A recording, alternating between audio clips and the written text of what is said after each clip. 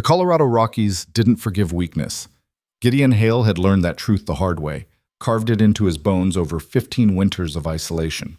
At 6'7" and built like the pines that surrounded his cabin, he'd become part of the landscape, silent, immovable, alone. He preferred it that way. The December morning started like any other. He'd checked his trap lines before dawn, moving through snow that came up to most men's thighs. His breath crystallized in the air, each exhale a small ghost that vanished into the gray light. 3 rabbits, 1 fox, enough to justify the cold burning through his gloves. He was heading back when he saw the tracks, boot prints, multiple sets, and the deep ruts of a wagon churning through fresh powder that had fallen during the night. Gideon stopped, his trapper's instinct flaring. Wrong. Everything about it felt wrong. No one came this far into the mountains in December, no one with any sense. The tracks led east, away from his cabin, toward the high pass that would be impassable in another week. He should have ignored them, should have gone home, skinned his catch, and let the mountain keep its secrets. But Gideon Hale had never been good at should. He followed. The trail wound through skeleton forests of aspen and pine, climbing toward the ridge that separated his territory from the lower valleys. The wagon tracks were fresh, maybe 2 hours old. The people who made them had been moving fast, too fast for the terrain. Desperate or determined, he couldn't tell which. Then he saw the red. Blood in snow has a particular quality. It doesn't blend. It screams. This wasn't the bright arterial spray of a fresh kill or the dark pooling of something dying slow. This was smeared, dragged, the color of rust and violence. Gideon's hand went to the rifle across his back. He moved faster now, following the crimson trail as it veered off the main path. The boot prints scattered here, multiple people moving in different directions. Chaos. A struggle, maybe, or... He found her in a clearing. She lay crumpled at the base of an outcropping, half buried in snow that had drifted against the rocks. Her dress, what remained of it, was thin, completely inadequate for the temperature that had dropped well below freezing. No coat, no blanket. Her dark hair spread around her head like spilled ink, and her lips had gone the blue-gray of coming death. Gideon approached slowly, rifle ready. Could be a trap, could be bait. The mountains taught you to trust nothing that seemed too easy, too convenient. But as he got closer, he saw the truth written in the snow around her. They hadn't just left her, they'd discarded her. The tracks were clear now. The wagon had stopped here. Multiple people had gotten out, dragged her from the bed, and dumped her like refuse. Then they'd climbed back in and kept going, never looking back. The efficiency of it, the cold calculation, made something dark twist in Gideon's gut. He knelt beside her, setting his rifle down. Up close, he could see she was younger than he'd first thought. Maybe late 20s, maybe younger. Hard to tell with the cold leaching color from her skin. Her face was bruised, one eye swollen shut. Her hands, curled against her chest, were bleeding from broken nails. She'd fought. Not enough to win, but enough to leave marks. "Ma'am?" His voice came out rough from disuse. He'd barely spoken in weeks. "Can you hear me?" Nothing. Her chest rose and fell in shallow breaths, but her eyes stayed closed. Gideon pulled off his glove and pressed 2 fingers to her throat. Her pulse was there, faint and thready, but present. Alive. Barely. He should have left her. That was the smart play. Getting involved in other people's troubles in this country was a good way to end up dead or worse. Whatever had happened here, whatever she'd done to earn this, it wasn't his concern. But Gideon looked at her hands again. At the broken nails, the defensive wounds on her forearms barely visible beneath the torn sleeves. At the way she'd been thrown away like something broken and worthless. He knew that feeling. Without thinking too hard about why, he shrugged out of his heavy coat and wrapped it around her. She was ice cold, her skin like touching winter itself. He needed to get her warm, get her somewhere she could fight the hypothermia that was killing her as surely as any bullet. His cabin was 40 minutes away. She wouldn't last that long. Gideon made a decision. He gathered her up, shocked by how light she was, how fragile, and started moving. Not toward home. Toward the small emergency shelter he'd built 3 years back, tucked into a cave system half a mile south. It wasn't much, but it had a fire pit and enough stored wood to make heat. Heat was all that mattered now. The woman didn't wake as he carried her, didn't make a sound, just hung limp in his arms, her head lolling against his shoulder. Gideon moved as fast as he dared through the snow, his breath coming harder now without his coat. The cold bit through his flannel shirt, but he'd survive it. He'd survived worse. The shelter appeared ahead, a dark mouth in the mountainside. Gideon ducked inside, immediately grateful for the windbreak the cave provided. He laid her down on the packed earth floor and went to work. Fire first. Always fire first. His hands moved with practiced efficiency, tinder, kindling, larger pieces arranged in a careful structure. He struck flint to steel, coaxing sparks into the dried grass until flame caught and spread. Within minutes, he had a fire going, small but growing. Then he turned his attention back to the woman. Her clothes were soaked through, half frozen. They needed to come off. Gideon hesitated, propriety warring with survival instinct, then cursed under his breath and started working. This wasn't about modesty. This was about not letting her die. He peeled away the ruined dress, the thin undergarments beneath. The bruises he uncovered made his jaw clench. This hadn't been an accident. This had been deliberate, sustained violence. Someone had beaten her thoroughly before throwing her to the mountain. Gideon wrapped her in his coat again, then in the emergency blankets he kept stored in a wooden chest. He built up the fire, feeding it until the cave filled with warmth, until the temperature climbed from deadly to merely dangerous. Then he waited. Time moved strangely in the cave. Could have been an hour, could have been 3. Gideon sat with his back against the stone wall, watching the woman breathe, watching color slowly return to her face, watching life fight death and, inch by inch, start to win. She woke all at once. One moment unconscious, the next thrashing upright with a gasp that echoed off the cave walls.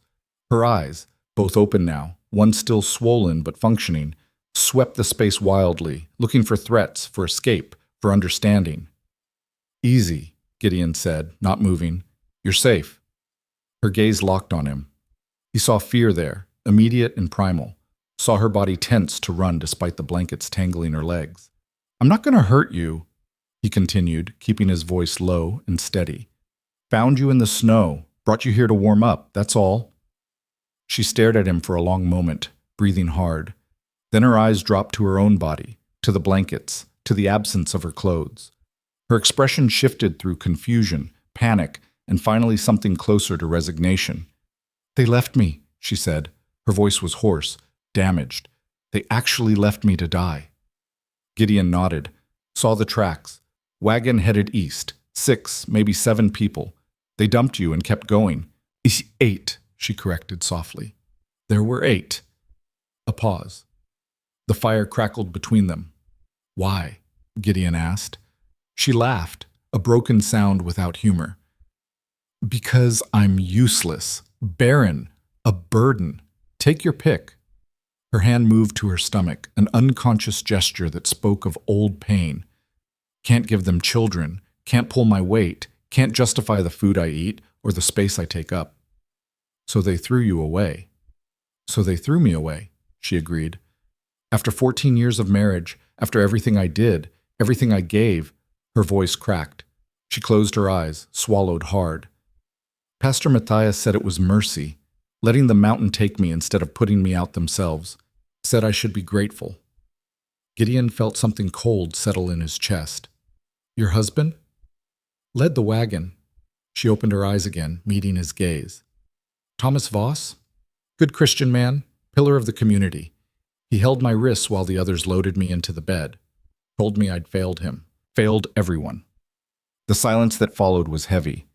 Gideon had seen cruelty before, had known men who hurt for pleasure, who killed without reason.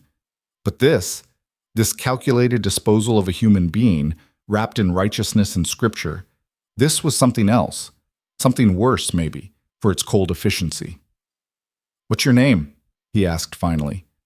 She hesitated as if the answer might cost her something. "Eliza Voss, though I suppose I don't get to keep that name anymore." "Eliza," Gideon repeated. "I'm Gideon Hale. And you're not useless." She laughed again, that same broken sound. "You don't know me, don't know what I can or can't do." Know you survived being beaten and left for dead in a snowstorm. That's more than most could manage. He stood, moved to the chest in the corner. Know you're still breathing, still fighting. That counts for something. He pulled out dried meat, hard bread, a canteen of water. Basic supplies he rotated through the shelter every few weeks. He brought them to her, set them within reach. Eat, he said. Slowly, small amounts. Your body's been through trauma. Eliza looked at the food like it might disappear, like it might be taken away. Then, with shaking hands, she reached for the bread. They sat in silence while she ate. Gideon fed the fire, keeping it steady, keeping the cave warm. Outside, wind had picked up, howling through the mountain passes. A storm was coming. You could feel it in the air, in the pressure change that made the fire dance and smoke. I should go, Eliza said eventually, though she made no move to stand. You've done enough, more than enough. I can what? Gideon interrupted. Walk back into a blizzard in borrowed blankets? Head down to town and explain why you're not frozen on a mountainside? He shook his head. Storm's coming. Big one. You wouldn't make it a mile. Then what? Her voice carried an edge now, something sharp beneath the exhaustion. I stay here? Impose on a stranger who's already saved my life once? You come to my cabin. The words came out before Gideon fully thought them through. Stay through the winter. Storm season's just starting. Won't be safe to travel until March, maybe April. Eliza stared at him. You can't be serious. Dead serious. And he was, Gideon realized. Some instinct he couldn't name, couldn't explain, had kicked in the moment he'd found her. Got space, got supplies. Got no reason to turn away someone who needs shelter. You don't know me, she repeated. Don't know what trouble I might bring. Trouble's already here, Gideon said flatly. The kind that leaves women to die in the snow. I'll take my chances with you over them any day. She studied him, and Gideon let her look. Let her see whatever she needed to see. He knew what he was. Big, scarred, rough around every edge. Not the kind of man you'd trust on appearance alone. But he also knew what he wasn't. Knew the line he'd never cross, the promises he'd never break. Why? Eliza asked finally. Why help me at all? Gideon considered the question. The real answer was complicated, tangled up in his own history, his own reasons for choosing this isolated life. The simple answer was easier. Because no one should die alone in the cold, he said, and because I can. The wind screamed outside, punctuating his words. The storm had arrived. Eliza closed her eyes, and for a moment Gideon thought she might cry. But when she opened them again, they were dry, hard with something like determination. 3 months, she said. I'll stay through winter, earn my keep however I can. Come spring, I leave. Find somewhere new, start over. Fair enough. And Mr. Hale? Gideon. Gideon, she corrected, if this is some scheme if you think saving me means you own me or have rights to me, or stop. His voice came out harder than intended. He softened it. I don't own people. Don't want to. You'll have your own space, your own privacy. I need help running the place, cooking, mending, the work I'm not good at. You need shelter and safety. That's the trade. Nothing else. Eliza searched his face, looking for the lie, the hidden agenda. Gideon let her look. He had nothing to hide. All right, she said finally. All right. The storm hit in full force an hour later. They stayed in the shelter through the night, the cave protecting them from wind that would have torn them apart in open ground. Gideon kept the fire going, rationing the stored wood carefully. Eliza slept fitfully, jerking awake at every sound, every shift in the wind. When dawn finally broke, gray and grudging, the world outside had transformed. Snow had fallen in heavy drifts, reshaping the landscape into something alien and beautiful.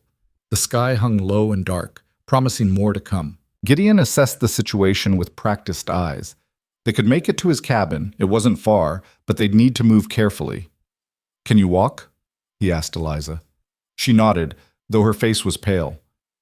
I can manage. He'd managed to dry her dress near the fire, though it was still inadequate for the cold. Gideon gave her his spare shirt from the chest, too big by far, but warm, and kept his coat wrapped around her shoulders. He'd make do with his flannel. Wouldn't be comfortable, but he'd survive. They set out into the white. The journey to the cabin took twice as long as it should have. Eliza moved slowly, her body still recovering from hypothermia and the beating she'd endured. Gideon matched her pace, breaking trail through the deep snow, offering his arm when the drifts got too high. She didn't speak, saved her energy for walking. But Gideon could see her taking in the landscape, the endless white, the towering pines, the absolute isolation. His nearest neighbor was 12 miles away. The town, such as it was, another 8 beyond that. In winter, this was as alone as a person could get. Some people would have panicked, would have realized what they'd agreed to, what staying here meant. But Eliza just kept walking, her jaw set, her eyes forward. The cabin emerged from the trees like a secret. It wasn't much to look at. Rough-hewn logs, a stone chimney, small windows shuttered against the cold. But it was solid, weather-tight, built to withstand mountain winters. Gideon had constructed it himself 7 years ago, every log placed with his own hands.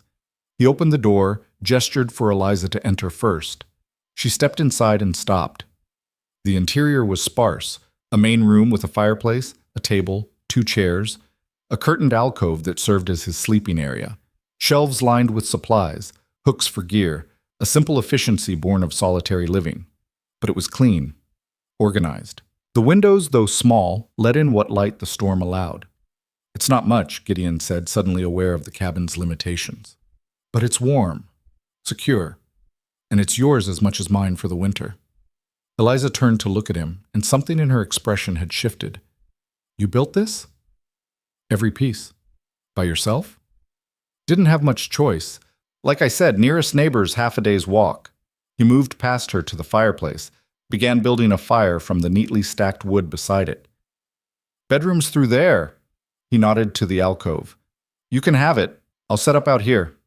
"I can't take your bed." "Already decided." The fire caught, spreading warmth through the room. "You need proper rest, proper recovery. Floor's good enough for me." Eliza opened her mouth to argue, then seemed to think better of it. Instead, she moved to the window, looking out at the storm that had followed them home. "They won't come looking," she said quietly. "In case you were wondering, Thomas and the others. They think I'm dead by now. They'll tell the settlement I wandered off, got lost in the mountains. Everyone will believe it. Everyone will move on." "Good," Gideon said. "Let them think it. Let them forget you. Means they won't come knocking." "And in spring?" She turned to face him. "When I leave, where do I go? I can't go back to the settlement, can't show up alive after they left me for dead. They'd finish the job. Spring's a long way off. We'll figure it out when the time comes." "You keep saying we." Gideon paused, considering his words. "Figure if you're staying through winter, we're in this together. Your problems are my problems. At least until April." Something flickered across Eliza's face. Surprise, maybe? Or something close to it. Like the concept of shared burden was foreign to her. Like she'd spent so long carrying everything alone that the offer of help didn't quite compute. "I don't know how to—" she started, then stopped. "I'm not good at depending on people." "Good thing I'm not people." Gideon allowed himself a small smile. "Just Gideon. And I'm not asking you to depend on me. Just asking you to survive with me. There's a difference." The storm raged outside for 3 days. In that time, a routine began to form. Gideon showed Eliza the cabin's systems, where everything was stored, how to work the stove, how to manage the fire. She learned quickly, her hands remembering domestic work even if her situation had changed. She didn't talk about her past much, didn't volunteer information about the settlement, about her marriage, about the years that led to being thrown away. Gideon didn't push. Everyone had a right to their pain, to choose when and how to share it. But slowly, in fragments, pieces emerged. "I was 16 when Thomas married me," she said one evening, mending one of Gideon's shirts by firelight. "My parents were dead. Cholera took them the winter before. Thomas was older, established. Everyone said I was lucky." Gideon said nothing, just listened. "I tried so hard to be a good wife, did everything right, kept house, kept quiet, kept faith, but year after year, no children came. And in a place like that, a woman's worth is measured in babies." Her needle moved steadily through the fabric. After 5 years, the whispers started. After 10, they were saying it openly, barren, cursed, punishment for some secret sin. Thomas started spending more time with the widow Henderson. Her husband had died, left her with 3 kids. Proof she could breed. He leave you for her? Worse, he wanted to keep us both. Said I could stay if I accepted her as second wife, helped raise her children as my own, like I should be grateful for the charity. Eliza's hands stilled. I said no. That was my crime, saying no. So they threw you out. Not immediately. First there was a church council, Pastor Matthias presiding. They laid out the case. My failure as a wife, my refusal to accept correction, my prideful resistance to a godly solution. She resumed sewing. They voted, unanimously. I was to be removed from the community for the good of all. And your husband agreed. My husband proposed it. Her voice was flat now, emptied of emotion. Said he'd tried everything, been patient beyond reason. Said my continued presence was a burden on the settlement's resources, a burden on his conscience. The mountain was mercy, he said. A clean end. Gideon felt that cold thing in his chest again, the rage he'd learned to bury years ago, the kind that made men do stupid things. He breathed through it, let it settle. They're wrong, he said finally. Eliza looked up from her sewing. About what? All of it. Your worth, your purpose. The idea that any human being can be discarded like trash. He met her eyes. They're wrong. She stared at him for a long moment. Then, unexpectedly, she smiled. A real smile. Small, but genuine. You're a strange man, Gideon Hale. Been called worse. The days began to blur together. Wake before dawn, tend the fire, check the traps when weather allowed. Eliza took over the cooking, transforming Gideon's basic supplies into actual meals. She organized the shelves, mended his clothes, brought a sense of order to the cabin that hadn't existed before. And slowly, carefully, something shifted. It started small. Gideon catching himself listening for her footsteps in the morning. Eliza asking his opinion on how to prepare the venison, actually caring about his answer. Small conversations over dinner growing longer, more comfortable. One night, 2 weeks in, Gideon returned from checking the traps to find the cabin transformed. Eliza had taken fabric from his supply trunk, material he'd traded for years ago and never used, and sewn curtains for the windows. She'd arranged his few books on a shelf, added sprigs of dried herbs to the mantel. Small changes, but the cabin felt different. Felt like more than just a shelter. Felt like a home. This all right? Eliza asked, watching his reaction carefully. I can take it down if you... It's good, Gideon said. Real good. She smiled, pleased, and Gideon realized he'd started cataloging her smiles. How rare they were. How much they meant when they appeared. Dangerous territory. That night, lying on his bedroll by the fire, Gideon stared at the ceiling and tried to name what he was feeling. He'd been alone so long, had chosen solitude deliberately. His size made people nervous. His silence made them uncomfortable. Easier to live apart than constantly manage other people's fear. But Eliza wasn't afraid of him. Hadn't been from the start. She'd been wary, cautious, smart, but not scared. She looked at him and saw a man, not a monster. Saw someone who could be trusted, who could be... He cut the thought off. This was temporary. Come spring, she'd leave, start over somewhere else. That was the deal. That was the plan. So why did the thought of April feel like losing something he'd barely had? The storm that had been threatening for days hit on a Tuesday. Gideon saw it coming in the way the air tasted and how the animals behaved. He spent the morning securing everything, bringing in extra wood, double-checking the shutters. Eliza worked beside him, matching his urgency without question. They finished just as the first snow began to fall.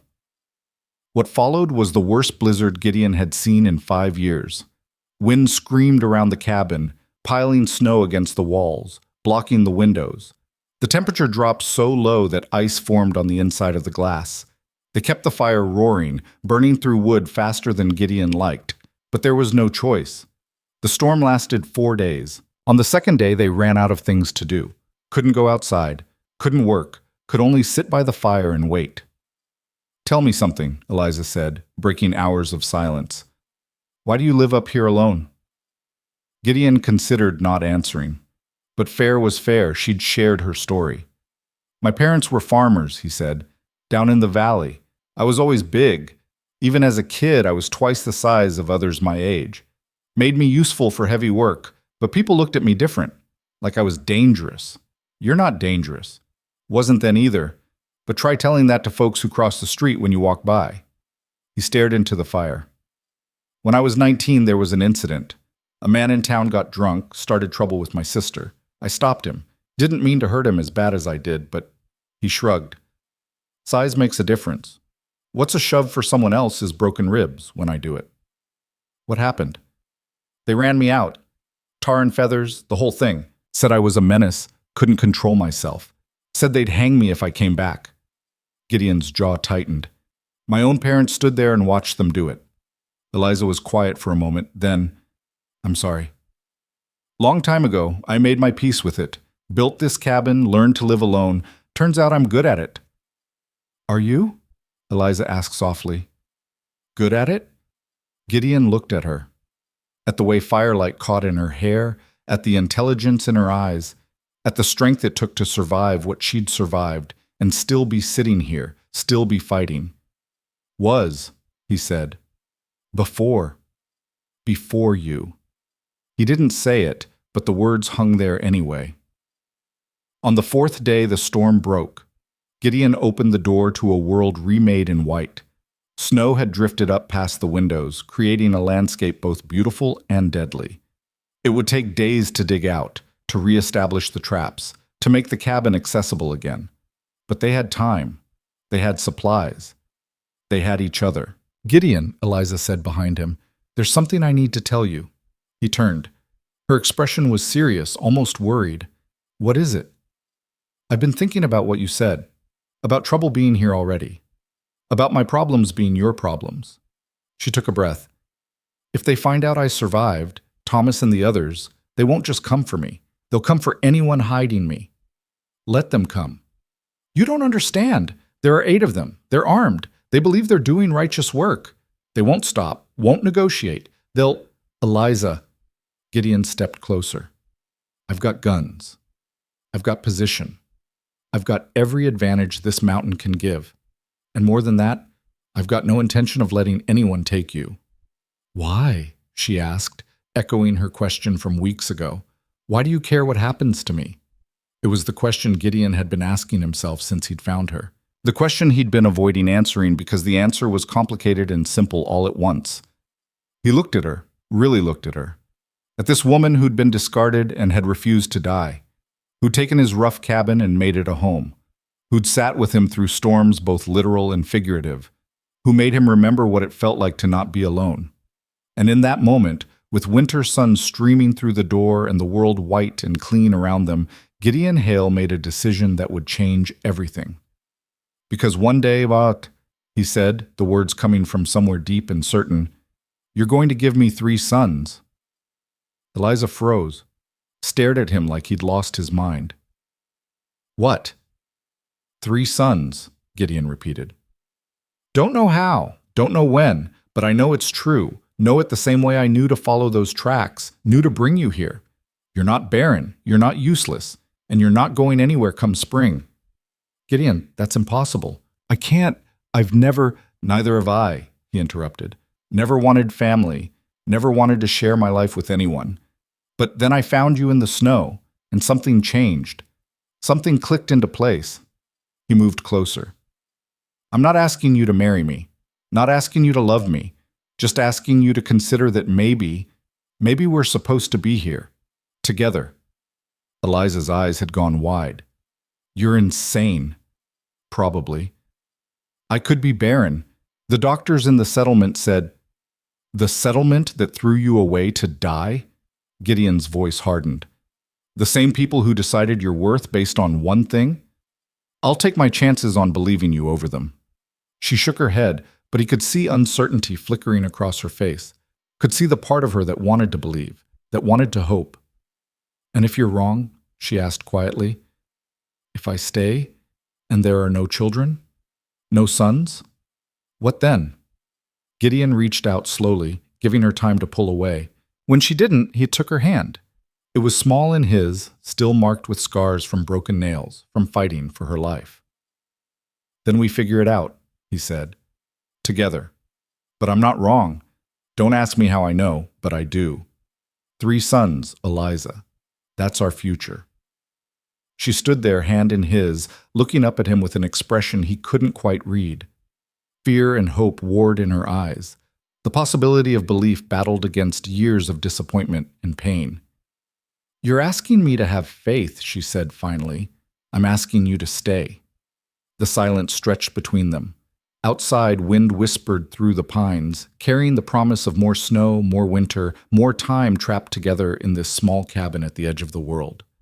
And then, so quietly he almost missed it, Eliza said, All right. All right? I'll stay. She squeezed his hand. Through spring, through summer, however long it takes to prove you right or wrong. A small smile touched her lips. 3 sons seemed specific, very specific, and presumptuous.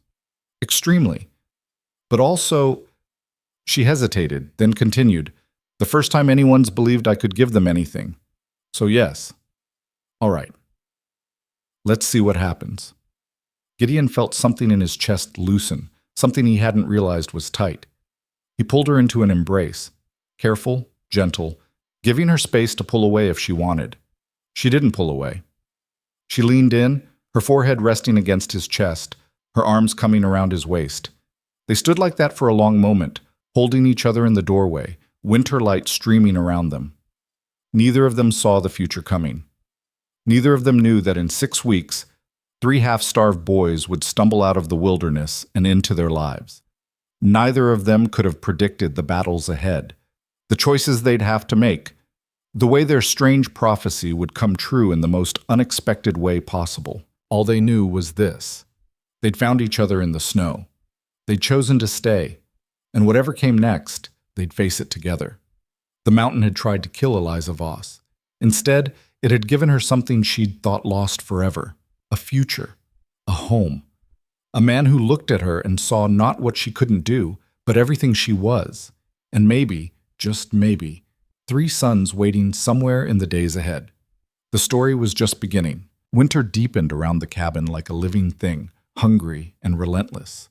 The days grew shorter, the nights colder, and the snow piled higher against the walls until the world outside became nothing but endless white, punctuated by dark skeletal trees. Inside, warmth bloomed, not just from the fire that Gideon kept burning day and night, but from something else. Something neither of them had planned for. 6 weeks passed since Eliza had agreed to stay. 6 weeks of falling into rhythms that felt as natural as breathing. She woke before him most mornings now, had coffee brewing by the time he emerged from his bedroll by the fire. He checked the traps and brought back whatever the mountain offered, rabbit, squirrel, the occasional deer. She transformed his rough catches into meals that made the cabin smell like places he'd only imagined, places where people belonged to each other. They didn't talk about the 3 sons, didn't mention the impossible promise that hung between them like smoke, but it was there, always there, in the way Gideon's hand would linger on her shoulder when he passed behind her chair, in the way Eliza's eyes would track him when she thought he wasn't looking, in the careful space they maintained, neither pushing forward nor pulling back, just existing in this strange, suspended state of possibility. February arrived with a storm that made the previous blizzards look like spring showers. The wind shrieked for 3 days straight, piling snow so high that when Gideon finally managed to open the door, he found himself looking at a wall of white taller than his head. It took him half a day to dig out enough to see the sky. "We're trapped," Eliza said, standing in the doorway wrapped in one of his old blankets. "Properly trapped. For now." Gideon surveyed the landscape. Storms moved on, few days of sun, and I can start clearing a path to the trap lines. "And if another storm comes before then? Then we stay put." He glanced back at her. "We've got enough supplies to last until May if we're careful. We'll be fine." But Eliza was looking past him, her expression troubled. "Gideon, there's smoke." He turned, following her gaze. Sure enough, a thin column of smoke rose from somewhere east of them, maybe 2 miles distant. In this terrain, in this weather, that meant someone was out there, someone who'd survived the storm. Could be a hunting party, Gideon said slowly. Sometimes folks from the settlements come up here in winter, try their luck on the game trails. Or it could be them. Eliza's voice had gone tight. Looking for me. Looking for proof. After 2 months in weather like this? Gideon shook his head. Nobody's that dedicated. But even as he said it, he felt doubt creeping in. Men who could throw a woman to the mountain weren't operating on normal logic. Men who wrapped cruelty and righteousness had a way of justifying anything. I'll check it out, he said. Stay here. Keep the fire going. If I'm not back by dark. If you're not back by dark, I come looking. Eliza's jaw was set. We're in this together, remember? Gideon wanted to argue, wanted to tell her to stay safe, stay hidden, but he'd learned over the past weeks that Eliza Voss didn't take orders well, didn't break easy. It was one of the things he stopped that thought before it could finish. Together, he agreed, but I'll be back before dark. Promise. He set out an hour later, rifle slung across his back, moving carefully through snow that came up past his knees. The smoke was still visible, a steady stream against the gray sky. Whoever had made that fire knew what they were doing, knew how to keep it burning in these conditions. As Gideon got closer, he slowed, using the trees for cover. Call it instinct, call it caution, but something told him to approach quiet, to see before being seen. The camp appeared through the pines, rough, desperate, barely holding together. A makeshift shelter constructed from pine branches and what looked like torn canvas. A fire, small but steady, and huddled around it, Gideon froze. 3 figures, small, children. He moved closer, quiet as the mountain had taught him. Got close enough to see details, to understand what he was looking at. Boys, 3 boys, none of them older than maybe 12. The eldest was thin as a rail, dark-haired, with eyes too old for his face. He sat with his back straight despite the cold, despite the obvious hunger in the hollow of his cheeks. Watching. Always watching. The middle boy was maybe 9, sandy-haired and shivering despite being closest to the fire. His hands were wrapped in strips of cloth, dark with old blood. Frostbite, Gideon recognized. Bad frostbite. The youngest couldn't have been more than 6. He sat curled against the eldest boy's side, his face buried in the older child's coat, not moving, barely breathing. Gideon watched them for a long moment, his mind working through possibilities. Runaways, maybe, or orphans, or something worse. The settlements sometimes cast out children who couldn't work, who consumed resources without producing. He'd heard stories, though he'd never seen it himself. Until now. The eldest boy's head snapped up, eyes locking directly on Gideon's position. The kid had good instincts, better than most grown men. His hand moved to something in his belt, probably a knife. I know you're there, the boy called out, his voice steady despite the fear Gideon could see in his shoulders. Show yourself or move on. We don't want trouble. Gideon stood, hands visible, rifle deliberately pointed at the ground. Not looking for trouble. Saw your smoke, came to check. The boy's eyes tracked over him, taking in his size, his gear, calculating threat levels faster than any child should be able to. We're not doing anything wrong. This land's open territory. Didn't say you were. Gideon took a slow step forward. Just wondering what 3 kids are doing this far into the mountains in February. That's our business. Fair enough. Gideon paused. But that little one, he nodded to the youngest, who still hadn't moved. He needs help, needs it soon, or he's not going to make it another night. The middle boy flinched. The eldest's jaw tightened, and for a second Gideon thought he might see tears, but the kid held it together. We're managing, the boy said. You're dying? Gideon kept his voice gentle. All 3 of you. Maybe not today, maybe not tomorrow, but soon. That frostbite's going to turn septic. The little one's already hypothermic. And you... He looked at the eldest. You're running on fumes and stubbornness. So what? The boy's voice cracked. What do you care? You don't know us. Don't know where we came from or why we're here. For all you know, we're criminals, thieves. Are you? A pause. No. Then why are you here? The boy's shoulders sagged. Because there was nowhere else to go. Gideon recognized that truth, had lived it himself once. The reality of being unwanted, unwelcome, cast out into a world that had no space for you. "I've got a cabin," he said, "about 2 miles west. Got food, heat, medicine. Got room for 3 more if you need it." The boy laughed, a bitter sound. "Right, a stranger offering charity. Where's the catch? What do you want in return?" "Want you to not die in the snow." Gideon met the boy's eyes. "Beyond that, nothing. Stay a night, stay a week, stay until spring. Your choice. But make it fast because that little one doesn't have much time." The eldest boy looked down at the child curled against him, looked at the middle boy's ruined hands, looked at the pathetic fire and the inadequate shelter and the reality of their situation. "How do we know you're not lying?" he asked quietly. "How do we know you won't—" He stopped, but Gideon understood what he couldn't say. "You don't," Gideon admitted. "Can't prove intentions, can only prove actions. So here's what I'm going to do. I'm going to head back to my cabin. Going to tell the woman who lives there with me that 3 boys need help. Then I'm going to come back with a sled and more supplies. You can decide then whether to trust me or not. Fair?" The boy studied him for a long moment. Then, slowly, he nodded. Gideon made it back to the cabin in record time, his mind already working through logistics. 3 more mouths to feed, 3 more bodies to keep warm. It would strain their supplies, maybe push them closer to the edge than was comfortable.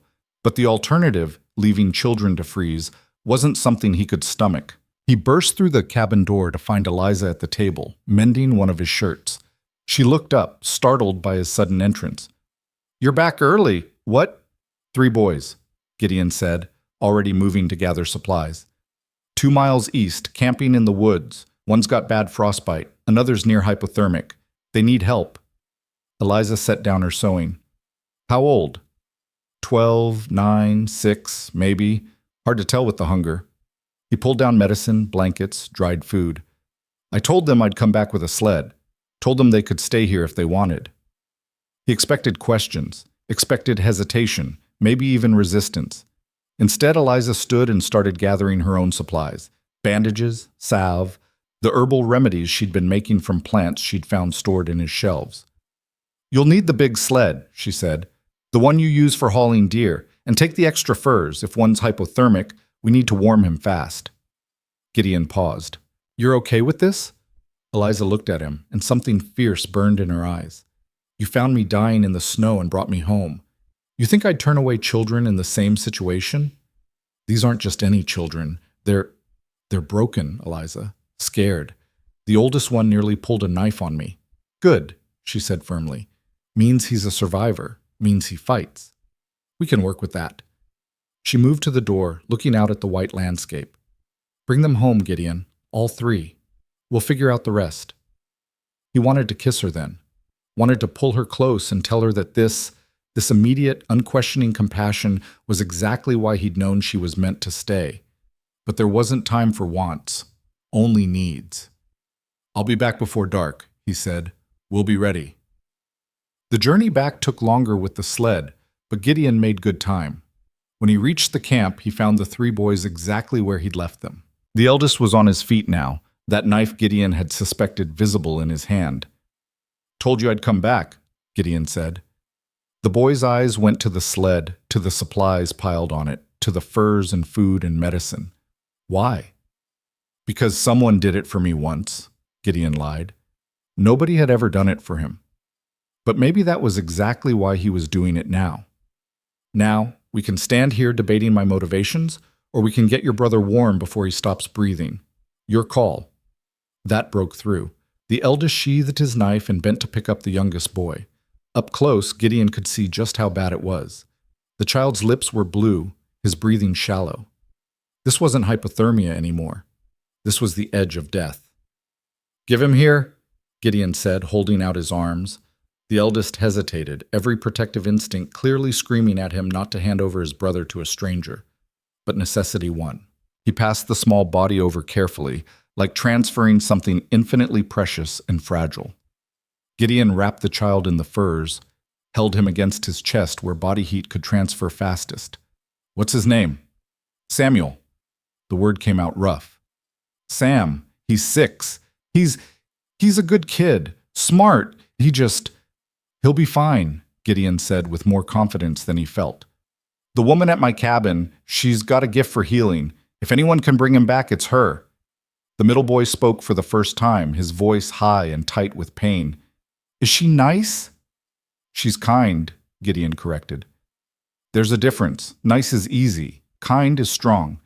And yeah, she's the kindest person I know. They made the journey in near silence. The eldest boy, he'd given his name as Daniel, walked beside the sled, never more than arm's length from his brothers. The middle boy, Joseph, lay on the sled, his ruined hands cradled against his chest. Sam remained in Gideon's arms, barely conscious. When the cabin came into view, Daniel stopped. That's it? That's it. It's small. It's warm. Gideon kept moving. Come on. Every minute counts. The door opened before they reached it. Eliza stood silhouetted in the doorway, backlit by firelight. She changed into her sturdiest dress, tied her hair back, and Gideon could see she'd cleared the main table, laid out clean cloths and her medical supplies. She took one look at Sam in Gideon's arms, and her expression shifted into something focused and fierce. Bring him here, she said, gesturing to the table. Quickly. Gideon laid Sam down as gently as he could. Eliza was already moving, her hands checking pulse points, pulling back eyelids, assessing with the efficiency of someone who'd done this before. Severe hypothermia, she said. Maybe an hour from critical. We need to warm him slowly. Too fast and we'll shock his system. Her eyes went to Joseph on the sled. And that one? Frostbite, both hands. Get him by the fire. Lukewarm water first, then we'll assess the damage. She looked at Daniel, who stood frozen in the doorway. You. What's your name? Daniel. Daniel, I need you to help Gideon with your brother. Can you do that? The boy nodded, seeming relieved to have direction, to have something to do besides watch and worry. What followed was hours of careful, methodical work. Eliza worked on Sam with steady hands, warming him with heated stones wrapped in cloth, forcing warm broth between his lips drop by drop.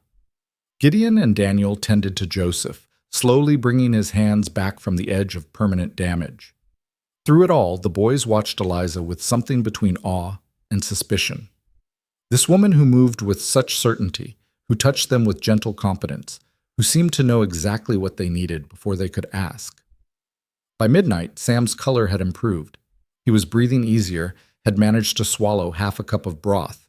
Joseph's hands had been clean, treated with salve, and wrapped in clean bandages. The damage was bad, but Eliza thought he'd keep all his fingers if infection didn't set in. Daniel had barely moved from his brother's sides. You should eat, Eliza told him, setting a bowl of stew on the table.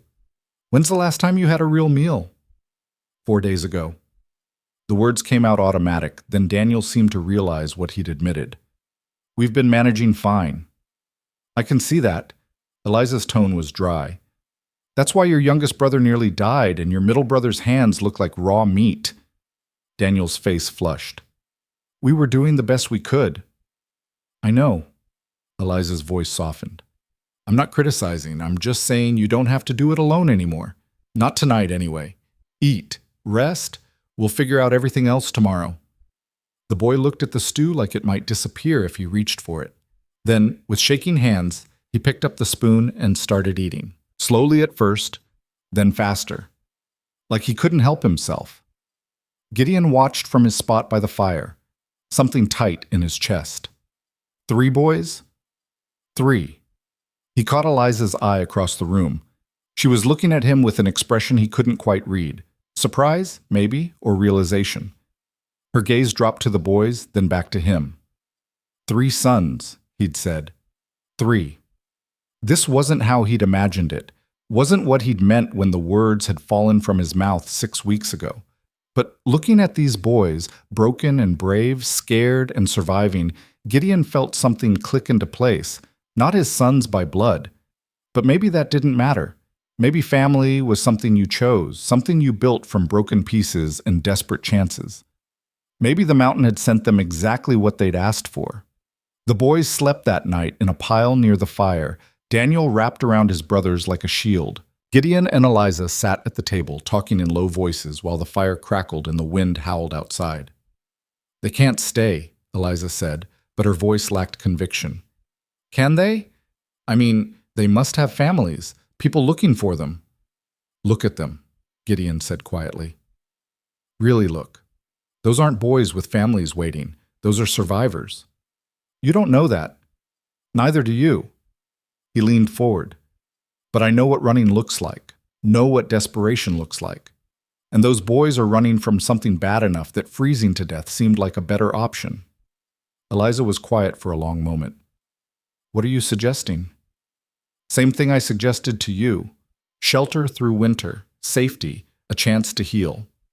Then, come spring, they make their own choice about where to go. And if they want to stay?" The question hung between them, heavy with implication. "Then they stay," Gideon said simply. "We've got room, got supplies, got—" He gestured around the cabin. "More than enough for 5. 5. Eliza tested the word. "A family of 5. If they want it. If we want it." He reached across the table, took her hand. "This what you meant by 3 sons?" "I didn't mean anything. That was your prophecy, remember?" "Maybe prophecy's the wrong word. Maybe it was just recognition, knowing something before it happened." He squeezed her hand gently. "They showed up, Eliza, 3 boys in the snow, same as you did, same as you're collecting strays," she finished, but she was smiling. "Building yourself an empire of the unwanted." Something like that. They sat in comfortable silence, hands joined, watching the boys sleep. Outside, snow had started falling again, gentle this time. Not a storm, just winter doing what winter did. "We should ask them," Eliza said eventually. "In the morning, ask where they came from, what they're running from. Give them a choice about staying." "Agreed." "And Gideon?" "Yeah? Thank you." Her eyes were bright. "For bringing them home, for not leaving them out there." "Couldn't do anything else," he said honestly. "Not once I saw them." "I know." Eliza stood, moved around the table. She bent and kissed his forehead, soft and brief. "That's why I'm staying. That's why I believe you about the 3 sons, because you see people the way no one else does. See their worth when the world says they're worthless." She went to check on the boys one more time, adjusting their blankets, making sure they were warm. Gideon watched her move through the cabin. This woman who'd been thrown away, now caring for 3 boys in the same situation. The symmetry of it was almost too perfect. 3 sons. He'd said it without thinking, without knowing. But looking at Daniel's protective sprawl, at Joseph's bandaged hands, at Sam's small form breathing easy now, Gideon thought maybe he'd known after all. Maybe some part of him had seen this moment coming, had recognized the shape of their future before it arrived.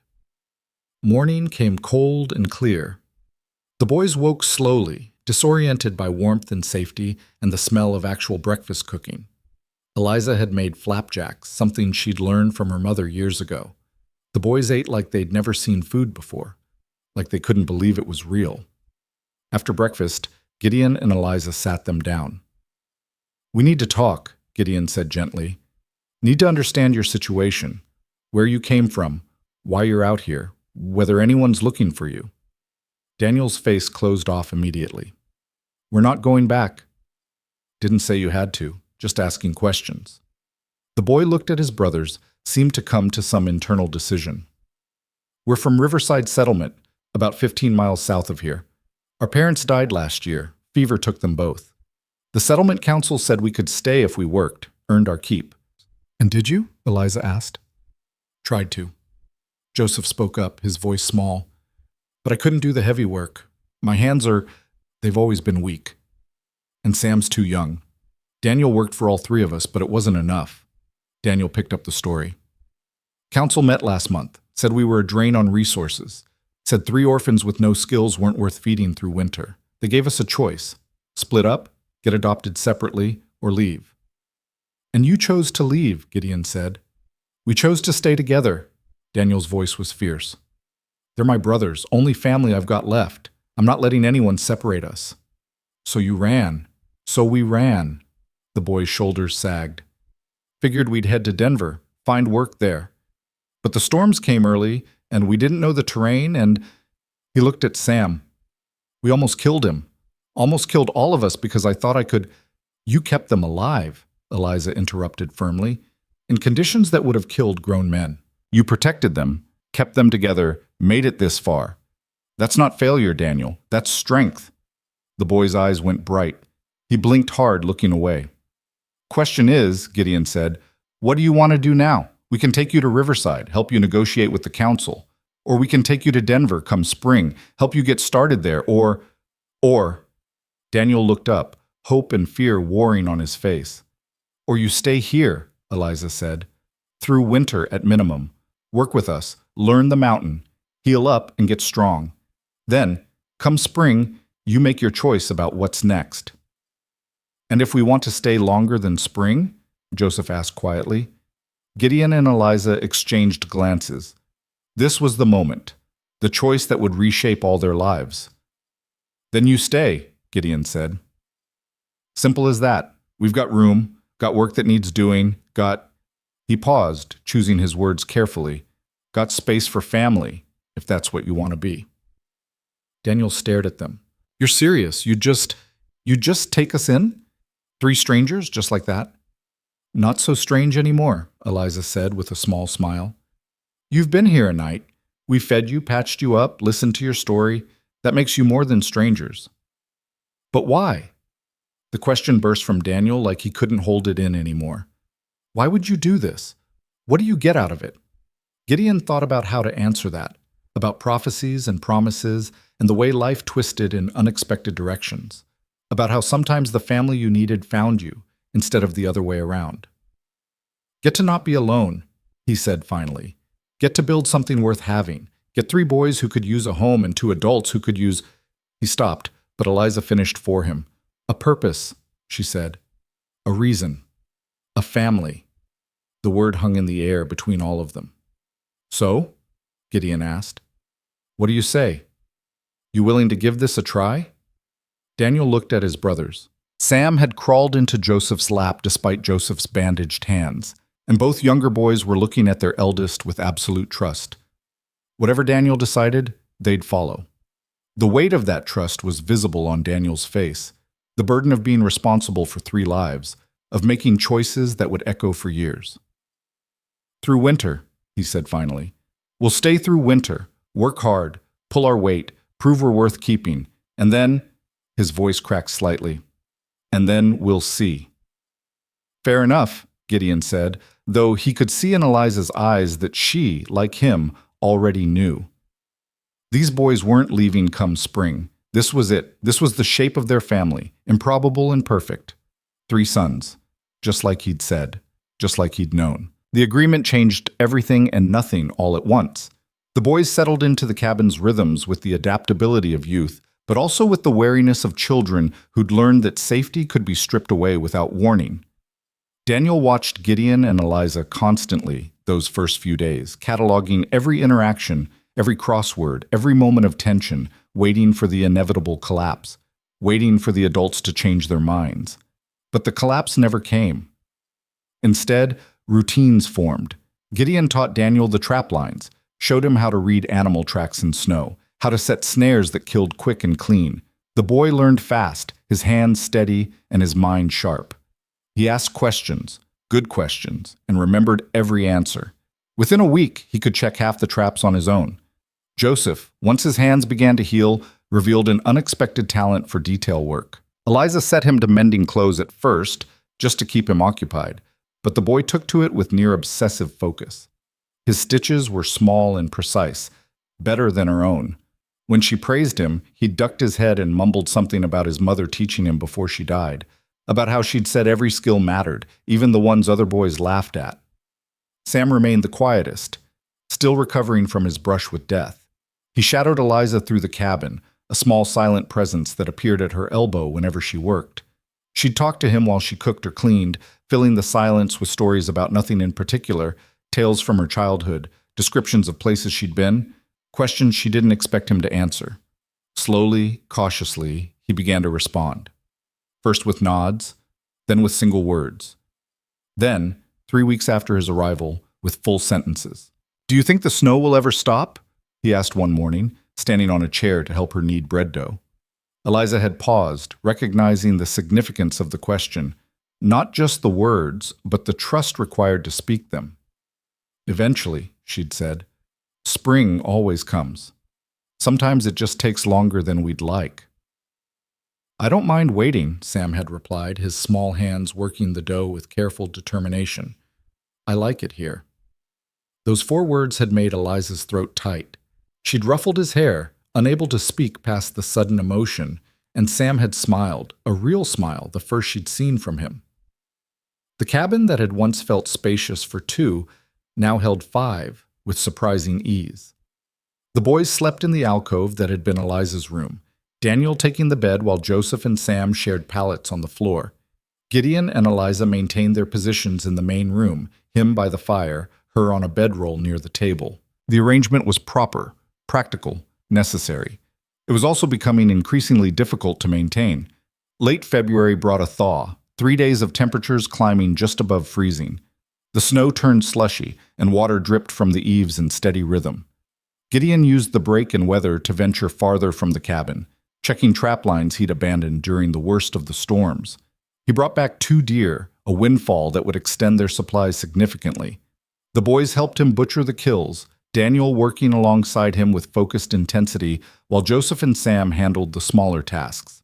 It was messy work, the kind that separated those with weak stomachs from those who understood the reality of survival.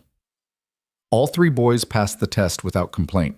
That night, as they sat around the table eating venison stew, Daniel asked the question Gideon had been expecting for weeks. What happens if someone comes looking for us? Eliza's spoon paused halfway to her mouth. Gideon set down his own bowl carefully, meeting the boy's gaze. From Riverside? He asked. Yeah, they said we should leave, but what if they change their minds? What if they decide we're worth coming after? Are you worth coming after? Gideon asked. Did you steal anything? Hurt anyone? Break laws? No, we just left. Then they've got no claim on you. Settlement councils can't force people to stay, especially not orphans who were told to leave in the first place. Gideon leaned back. But if someone does come, if they try to take you back against your will, they'll have to go through me first. Daniel absorbed this, then asked the harder question. And what about you 2? Are you hiding from something too? Eliza's hand tightened on her spoon. Gideon saw her jaw clench, saw the memories rise unbidden behind her eyes. Yes, she said quietly. I am, from people who thought I was disposable, from a community that decided my worth based on one thing I couldn't give them. Children, Joseph said, surprising everyone. He'd been so quiet they'd almost forgotten he was listening. That's what you said before. They threw you out because you couldn't have children. That's right. Sam looked up from his bowl. But you have us now. The words landed like stones in still water, ripples spreading outward. Eliza stared at the small boy, and Gideon saw her composure crack, saw tears gather in her eyes. Yes, she whispered, I have you now. So they were wrong, Sam continued with the brutal logic of childhood. You're not useless. You're our... He stopped, uncertain how to finish. She's ours, Daniel said firmly. Both of them are. They took us in when no one else would. That makes this family, Gideon supplied. Makes us family, if that's what you boys want. The silence that followed was profound. Outside, wind whispered through the pines. Inside, the fire crackled. And 5 people who'd been strangers months ago looked at each other and recognized something fundamental and irreversible. They were bound now, not by blood, but by choice, by survival, by the simple act of choosing to stay when leaving would have been easier. Family, Daniel repeated, testing the word. Then, stronger. Yeah, that's what we want. The moment should have been purely joyful, but Gideon felt unease creeping along his spine. Something in the way the wind sounded, something in the quality of the thaw. The mountain was trying to tell him something, and he'd learned long ago not to ignore those warnings. We should prepare, he said abruptly. Eliza looked at him. For what? Don't know yet, But something's coming. Can feel it. The boys exchanged glances, but they'd learned to trust Gideon's instincts. They spent the next day reinforcing their supplies, bringing in extra wood, checking and rechecking their stores. Gideon cleaned his rifles, counted ammunition. Eliza inventoried the medicine, the food, everything that might matter in a crisis. Daniel watched these preparations with growing tension. "You think they're coming," he said. "The settlement council. You think they're going to try to take us back?" "Don't know what's coming," Gideon admitted, "but better to be ready for anything." The answer came 2 days later. Gideon was outside splitting wood when he heard horses, multiple horses, moving through snow that had refrozen overnight into a hard crust. He set down the axe and moved to the cabin's edge, positioning himself where he could see the approach without being immediately visible. 4 riders emerged from the tree line. They wore heavy coats and had the look of men used to authority. Straight backs, hard eyes, the kind of casual arrogance that came from never being challenged. The lead rider was older, maybe 50, with a badge pinned to his coat that caught the winter sun. Deputy. Which meant this wasn't just a settlement issue anymore. This was law. Gideon stepped into view before they could reach the cabin. "That's far enough." The riders stopped. The deputy's hand didn't move toward his weapon, but Gideon saw the calculation in his eyes, saw him taking in Gideon's size, the rifle leaning against the cabin wall within easy reach, the defensive positioning. "Gideon Hale?" the deputy called out. "Who's asking?" "Deputy Marshal James Cutter. This here's Wendell Price from the Riverside Settlement Council, and we've got Railroad Agent Davis and his associate. We're looking for 3 boys, orphans who ran away from Riverside about 6 weeks back. Got reason to believe they might be in this area." Gideon's expression didn't change. "That's so. That's so. Boys are wards of the settlement, and they've got no business being out in these mountains alone. We're here to bring them back to proper care." "Proper care," Gideon repeated. "That what you call it when you tell 3 orphans they're not worth feeding through winter? When you give them the choice between being separated or leaving?" Wendell Price, a thin man with the pinched face of someone who smiled rarely, spoke up. "That's settlement business, internal matters. Not your concern, Mr. Hale. Becomes my concern when 3 half-frozen children show up on my trapline." The deputy leaned forward in his saddle. "So they're here." Gideon didn't answer directly. "If you've got questions, you can ask them from right where you are. This is my land. You're not invited closer." "We're not asking permission," the railroad agent, Davis, said. He was younger than the others, with the pressed appearance of someone who'd never done real physical labor. "Those boys are being processed for railway work camp placement. It's legal, it's proper, and it's happening whether you cooperate or not." Something cold settled in Gideon's gut. "Work camps. Orphan placement program," Price corrected smoothly.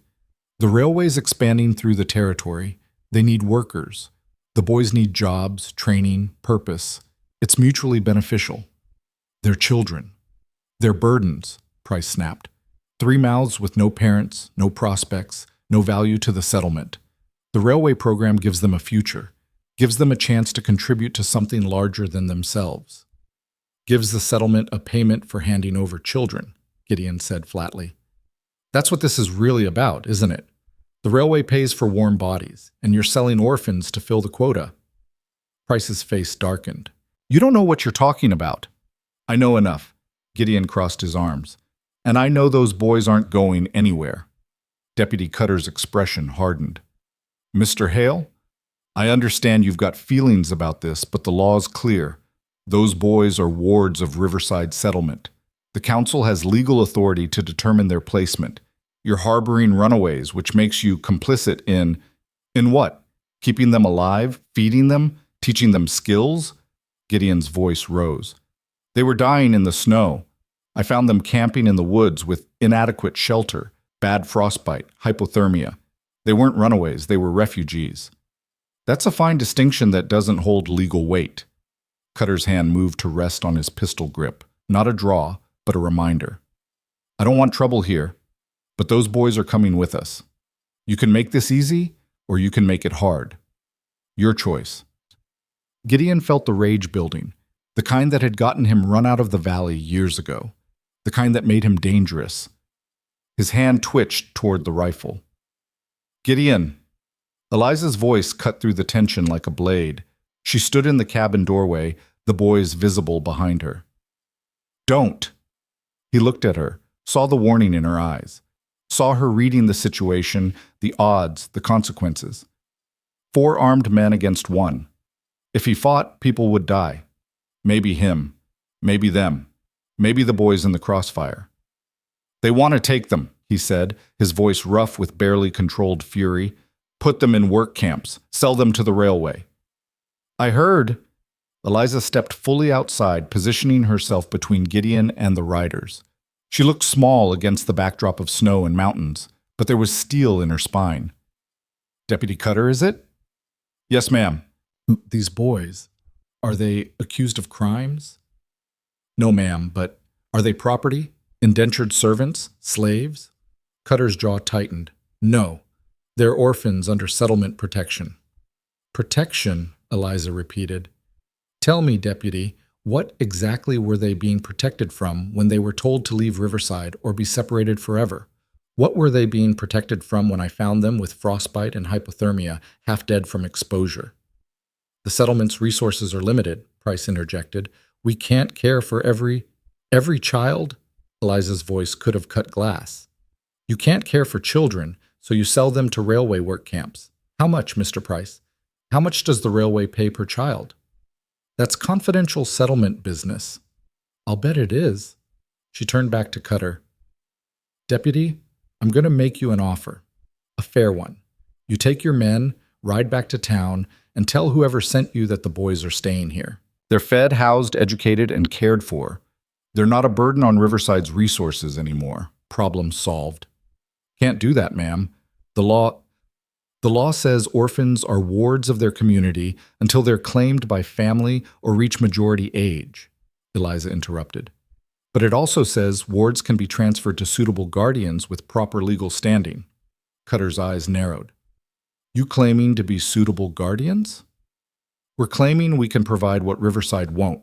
A home, safety, a future that doesn't involve being worked to death in a railway camp before they're 15. You're not married, Davis pointed out. Living together without matrimony, housing children in that situation, that's morally questionable at best. You want to talk morality? Gideon's voice was deadly quiet. When you're here to drag children to forced labor, compensated labor, Davis corrected. And it's better than what? Daniel's voice rang out from the doorway. He stepped forward, positioning himself next to Eliza. Better than having a home? Better than people who actually give a damn whether we live or die. Boy, you don't understand what's at stake here, Price said. I understand perfectly. Daniel's young face was set with determination beyond his years. I understand you told us we were worthless. Told us to leave or be split up and sent to different families who didn't want us.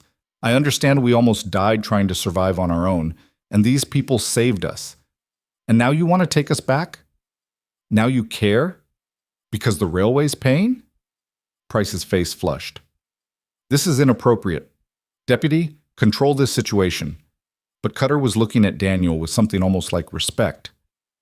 Boy's got a point, he said slowly. You did tell them to leave, Wendell. Got witnesses who'll testify to that, which means they're not runaways. They're following the settlement's own directive. That's not... The situation's changed. The railway opportunity appeared after they left, Eliza finished. How convenient. The deputy sat back in his saddle, thinking. Gideon could see the man working through the angles, the legal complications, the reality that this situation wasn't as clean as he'd been told. There's another option, Cutter said finally. We ride to Clearwater Bend, present this case to Judge Morrison. Let him decide legal guardianship. If he rules in your favor, Mr. Hale, the boys stay. If not, they go to the railway program. Fair hearing, legal and proper. Fair, Gideon said bitterly. You think we'll get fair from a town judge when there's railway money involved? You'll get the law, Cutter said, which is more than you'll get if you try to fight this here and now. You kill a deputy marshal, Mr. Hale. You won't just lose the boys, you'll hang. The truth of it settled like lead. Gideon looked at Eliza, saw the same calculation in her eyes. They could fight and probably die, or they could trust a system that had failed both of them before. When? Eliza asked. Tomorrow. We'll escort you down to Clearwater Bend tonight. Hearings first thing in the morning. Judge Morrison's fair. He'll listen to both sides. And if we refuse? Then I arrest Mr. Hale for harboring wards of the settlement, and the boys go with us anyway. Cutter's voice was firm, but not unkind. I'm giving you a chance here, ma'am. A legal one. Take it. Gideon wanted to refuse. Wanted to tell them all to go to hell, to fort up in the cabin and dare them to try taking the boys by force. But Eliza's hand found his arm, squeezed gently. We'll come, she said. Peacefully. But those boys stay with us until the hearing. Not in your custody, ours. Cutter considered this. Agreed. But if you run, we won't run, Eliza said firmly. We'll face this the right way. In front of the law, in front of the town, in front of anyone who wants to watch. Because we've got nothing to hide and everything to fight for. The boys were silent as they packed, moving through the cabin, gathering the few possessions they'd accumulated. Sam clung to Eliza's skirt, his small face pinched with fear. Joseph's hands shook as he rolled up his extra clothes. Daniel moved with mechanical precision, but Gideon could see the terror beneath the composure. It'll be all right, Gideon told him quietly. We'll make them understand. What if they don't? Daniel's voice was barely a whisper. What if the judge says we have to go? What if... Then we figure something else out. Gideon gripped the boy's shoulder. But we don't give up. Not on you. Not ever. They rode out an hour later, the boys sharing horses with Gideon and Eliza, the deputy and his companions surrounding them like an escort, or a guard. The distinction seemed unclear. The journey to Clearwater Bend took most of the day. The town appeared at dusk, a collection of buildings huddled against the mountain cold, smoke rising from chimneys, lights beginning to glow in windows. It was bigger than Gideon had expected, maybe 300 people, with a main street, a church, a courthouse, all the trappings of civilization creeping into the frontier. Deputy Cutter led them to a boarding house run by a severe woman named Mrs. Talbot.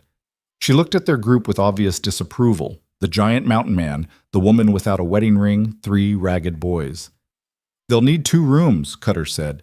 And deputy, you can post a man outside if you feel it's necessary, but these folks have given their word to appear tomorrow. I'd appreciate you treating them with respect. Mrs. Talbot sniffed but showed them upstairs. 2 small rooms, barely furnished. The boys would share one, Gideon and Eliza the other.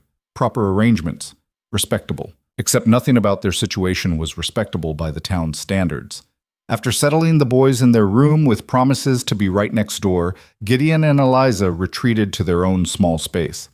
The room had 1 bed, a chair, a small table. The implications were obvious.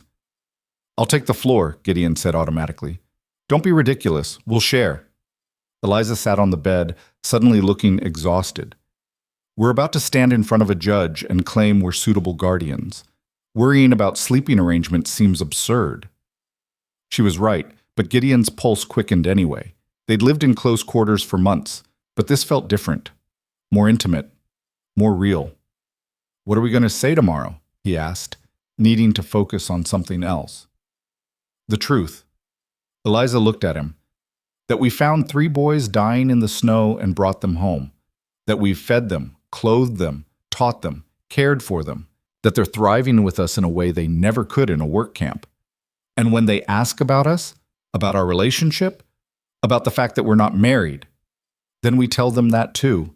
That you saved my life, that I stayed, that we built something together. She stood, moved to the window, looking out at the darkening street. That sometimes family isn't about blood or legal documents. Sometimes it's just about choosing to stay when everyone else tells you to leave. Gideon joined her at the window. They're not going to see it that way.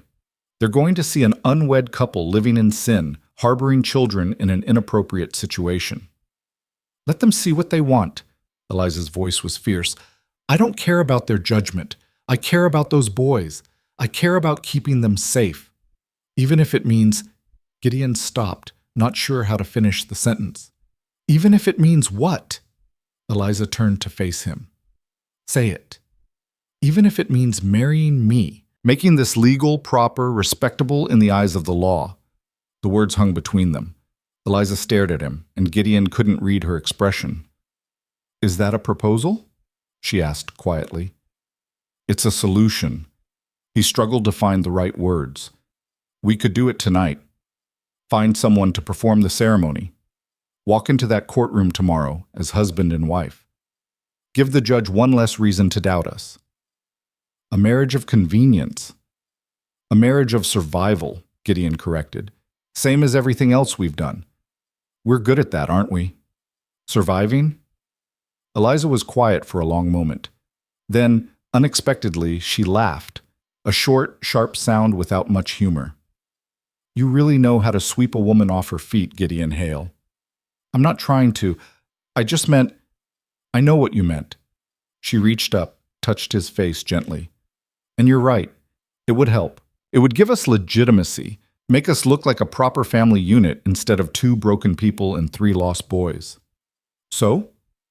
So ask me properly." Her eyes met his, challenging. "If we're going to do this, if we're going to bind ourselves legally and permanently for the sake of those children, then I want to hear you ask, really ask, not as strategy, as choice." Gideon's throat went tight. He'd never planned on this, never imagined himself married, had convinced himself years ago that solitude was his destiny. But standing here, looking at this woman who'd transformed his cabin into a home, who'd looked at 3 dying boys and seen sons, he couldn't imagine any other path. "Eliza Voss," he said, taking her hands in his, "will you marry me? Not because it's convenient, not because it's strategic, but because I can't imagine my life without you in it. Because you make me believe in things I stopped believing in years ago. Because those boys need us both, and I need you." Tears gathered in her eyes. "That's better. Is that a yes?" "That's a yes." She smiled through the tears. "Though we're insane. You know that, right? We're absolutely insane." "Probably," Gideon agreed. "But we're insane together, and that makes all the difference." They found a minister that night, an old circuit preacher staying at the boarding house, traveling through on his way to the next settlement. He looked at them with knowing eyes, took in their weathered hands and determined faces, and asked no questions about why they needed to marry at midnight with 3 boys as witnesses. He simply opened his book and spoke the words. "In sickness and health, for richer or poorer, till death do you part." They repeated the vows, and it should have felt hollow, rushed, born of necessity rather than love. But when Gideon slipped a simple iron ring onto Eliza's finger, one he'd forged years ago for no reason he could name, something shifted, something settled into place. The boys watched with wide eyes. When the minister pronounced them husband and wife, Sam clapped. Joseph smiled. Daniel looked like he might cry, but held it together, his jaw set with the same determination he brought to everything else. "Does this mean you're keeping us?" he asked after the minister left. "For real?" "For real," Eliza confirmed. She knelt down to his level. "Tomorrow, we walk into that courthouse as a family, and we walk out the same way. I promise you that." "How can you promise?" Daniel's voice cracked. What if they... "Then we fight harder," Gideon said. "But Daniel, listen to me. You're ours now. All 3 of you, legal or not, moral or not, respectable or not, you're our sons. And I don't let go of what's mine." The boy's composure finally broke. He wrapped his arms around Gideon's waist, pressing his face against Gideon's chest, and sobbed, deep, wrenching sounds that spoke of months of terror and responsibility and trying to be strong enough to save his brothers. Gideon held him, one large hand cradling the back of Daniel's head, and let the boy break. Let him be 12 years old instead of the man he'd been forced to become. Eliza gathered Joseph and Sam close, and they stood like that for a long time. 5 people who'd been strangers, now bound by vows and promises and desperate hope. Tomorrow would bring judgment, would bring the weight of law and society and all the forces aligned against them. But tonight, they were a family. Imperfect, unconventional, forged in snow and survival. And whatever came next, they would face it together. Dawn came too quickly, washing the boarding house in pale gray light that promised nothing but cold truth. Gideon woke to find Eliza already dressed, standing at the window with her hand pressed against the glass. She wore the only good dress she owned, the one she'd sewn from fabric he'd traded for months ago, dark blue wool that made her look both dignified and defiant. "Can't sleep?" he asked quietly, not wanting to wake the boys in the next room. Kept thinking about what to say, how to make them understand. She turned to face him, and he saw the steel in her spine. "I've stood in front of judgment before, Gideon. Stood there while men who'd never carried a child decided I was worthless because I couldn't. But this time," her voice caught, "this time it's not just about me. It's about them. And I don't know if I'm strong enough." Gideon crossed the room in 3 strides and pulled her into his arms. "You're the strongest person I know. You survived being thrown away to die. You turned a cabin into a home. You looked at 3 dying boys and saw sons." He tilted her chin up to meet her eyes. "Whatever happens in that courtroom, they're going to see that strength. I promise you." She nodded against his chest, then pulled back and straightened her dress with shaking hands. "We should wake the boys. Get them ready." The boys emerged from their room looking scrubbed and nervous. Daniel had combed his hair flat, though it kept trying to stick up in the back. Joseph's bandaged hands were clean, the wrappings fresh. Sam wore a shirt that was slightly too large, the sleeves rolled up carefully, and he kept tugging at the collar like it was strangling him. "You all look fine," Eliza told them. "More than fine.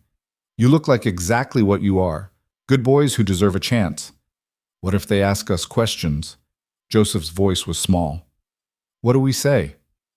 "The truth," Gideon said. "Always the truth. Tell them what happened in Riverside.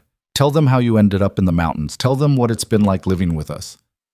"And if the truth isn't enough," Daniel asked. "Then we make it enough," Eliza said firmly. "Come on, let's go show them what a family looks like." The courthouse stood at the end of Main Street, a 2-story building with columns that someone had thought made it look important.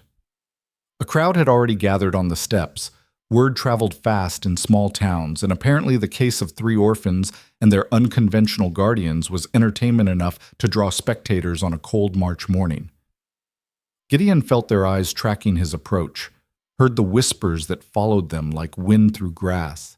He kept his hand on Sam's shoulder, feeling the small boy tremble beneath his palm. Eliza walked on his other side, chin up, while Daniel and Joseph flanked them. They moved through the crowd like they owned it, like they had every right to be there. The courtroom was smaller than Gideon had expected, with wooden benches and a judge's bench that loomed over everything. Judge Morrison was already seated, a man in his 60s with gray hair and sharp eyes that missed nothing. He watched their entrance with the expression of someone evaluating livestock at auction. Deputy Cutter stood near the front with Wendell Price and the railroad agent, Davis. They'd cleaned up for court, but Gideon could still see the calculation in their eyes. This wasn't about justice for them. This was about money and convenience and making sure the machinery of commerce kept grinding. "All rise for the Honorable Judge Morrison," the bailiff called out, though everyone was already standing. Morrison gestured for them to sit. The room filled with the sound of benches scraping, people settling, the expectant silence of a crowd waiting for drama.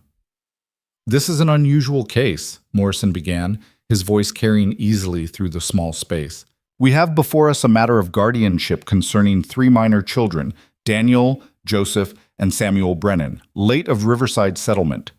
The Settlement Council, represented here by Councilman Price, is petitioning for the boys' placement in a railway work program.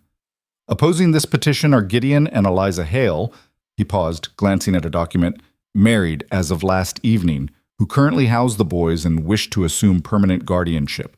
He looked up, his eyes moving from the boys to Gideon to Eliza.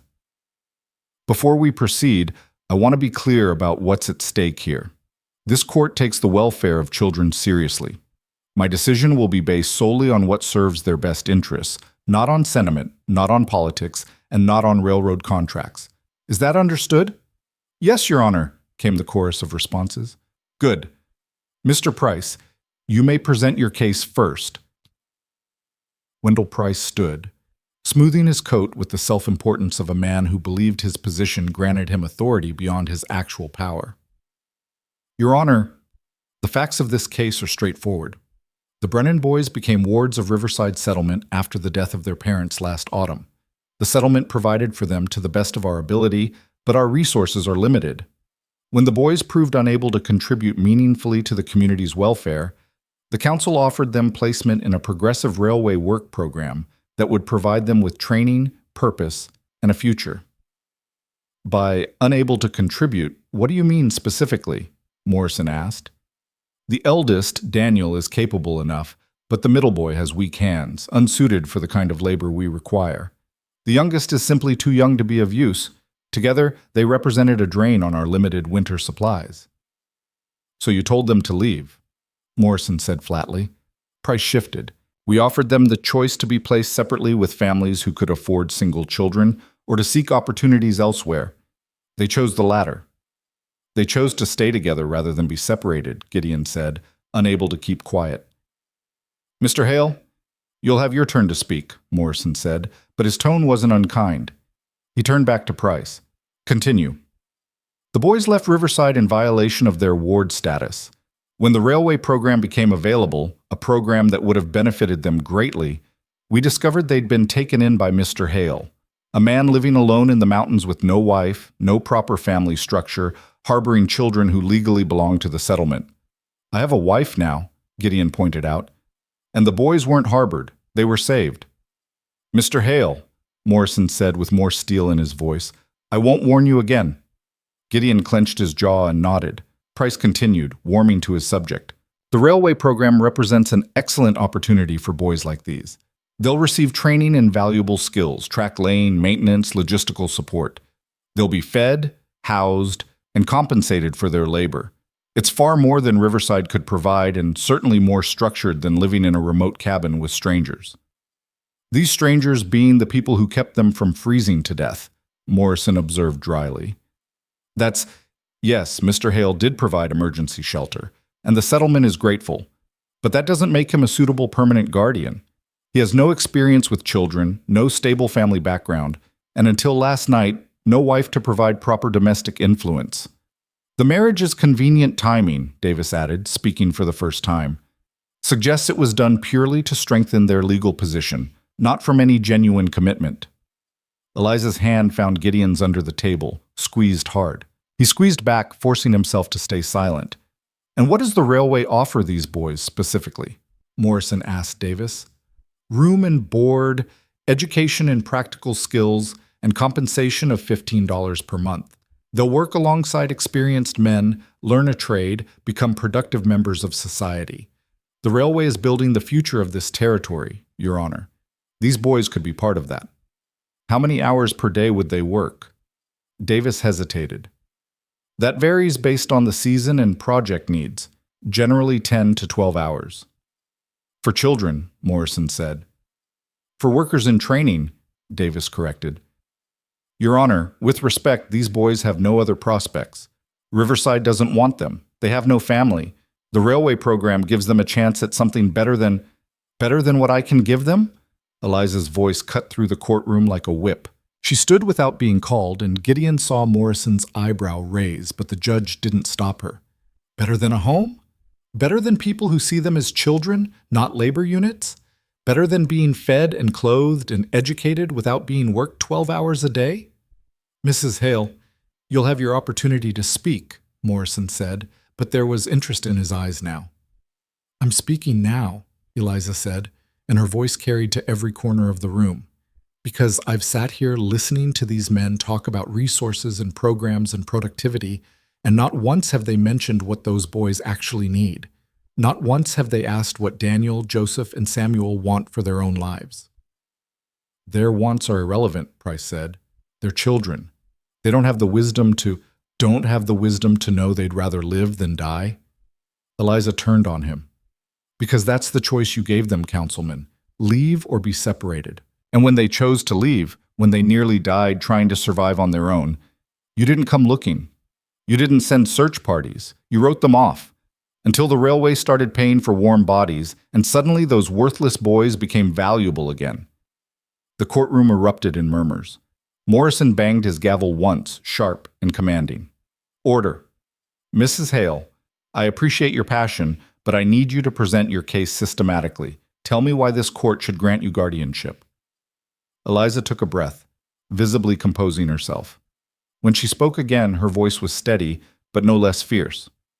"Your Honor, I was married for 14 years to a man in a settlement much like Riverside. For 14 years, I tried to conceive a child. For 14 years, I failed. And when I couldn't give my husband what he wanted, when I couldn't produce heirs, I was declared useless, barren, a burden on the community's resources." Her hand went to her stomach, that unconscious gesture Gideon had seen before. "They took me into the mountains last December and left me to die. Threw me away like spoiled meat because I couldn't fulfill the one purpose they'd assigned me." The courtroom had gone dead silent. Even Price looked uncomfortable. "Gideon found me in the snow, brought me to his cabin, gave me shelter through the worst winter I've ever seen, asking nothing in return except that I survive. And I did. I survived, and I began to heal, and I started to believe that maybe my worth wasn't determined by one thing I couldn't do." She looked at the boys and her voice softened. "Then 3 boys stumbled out of the wilderness.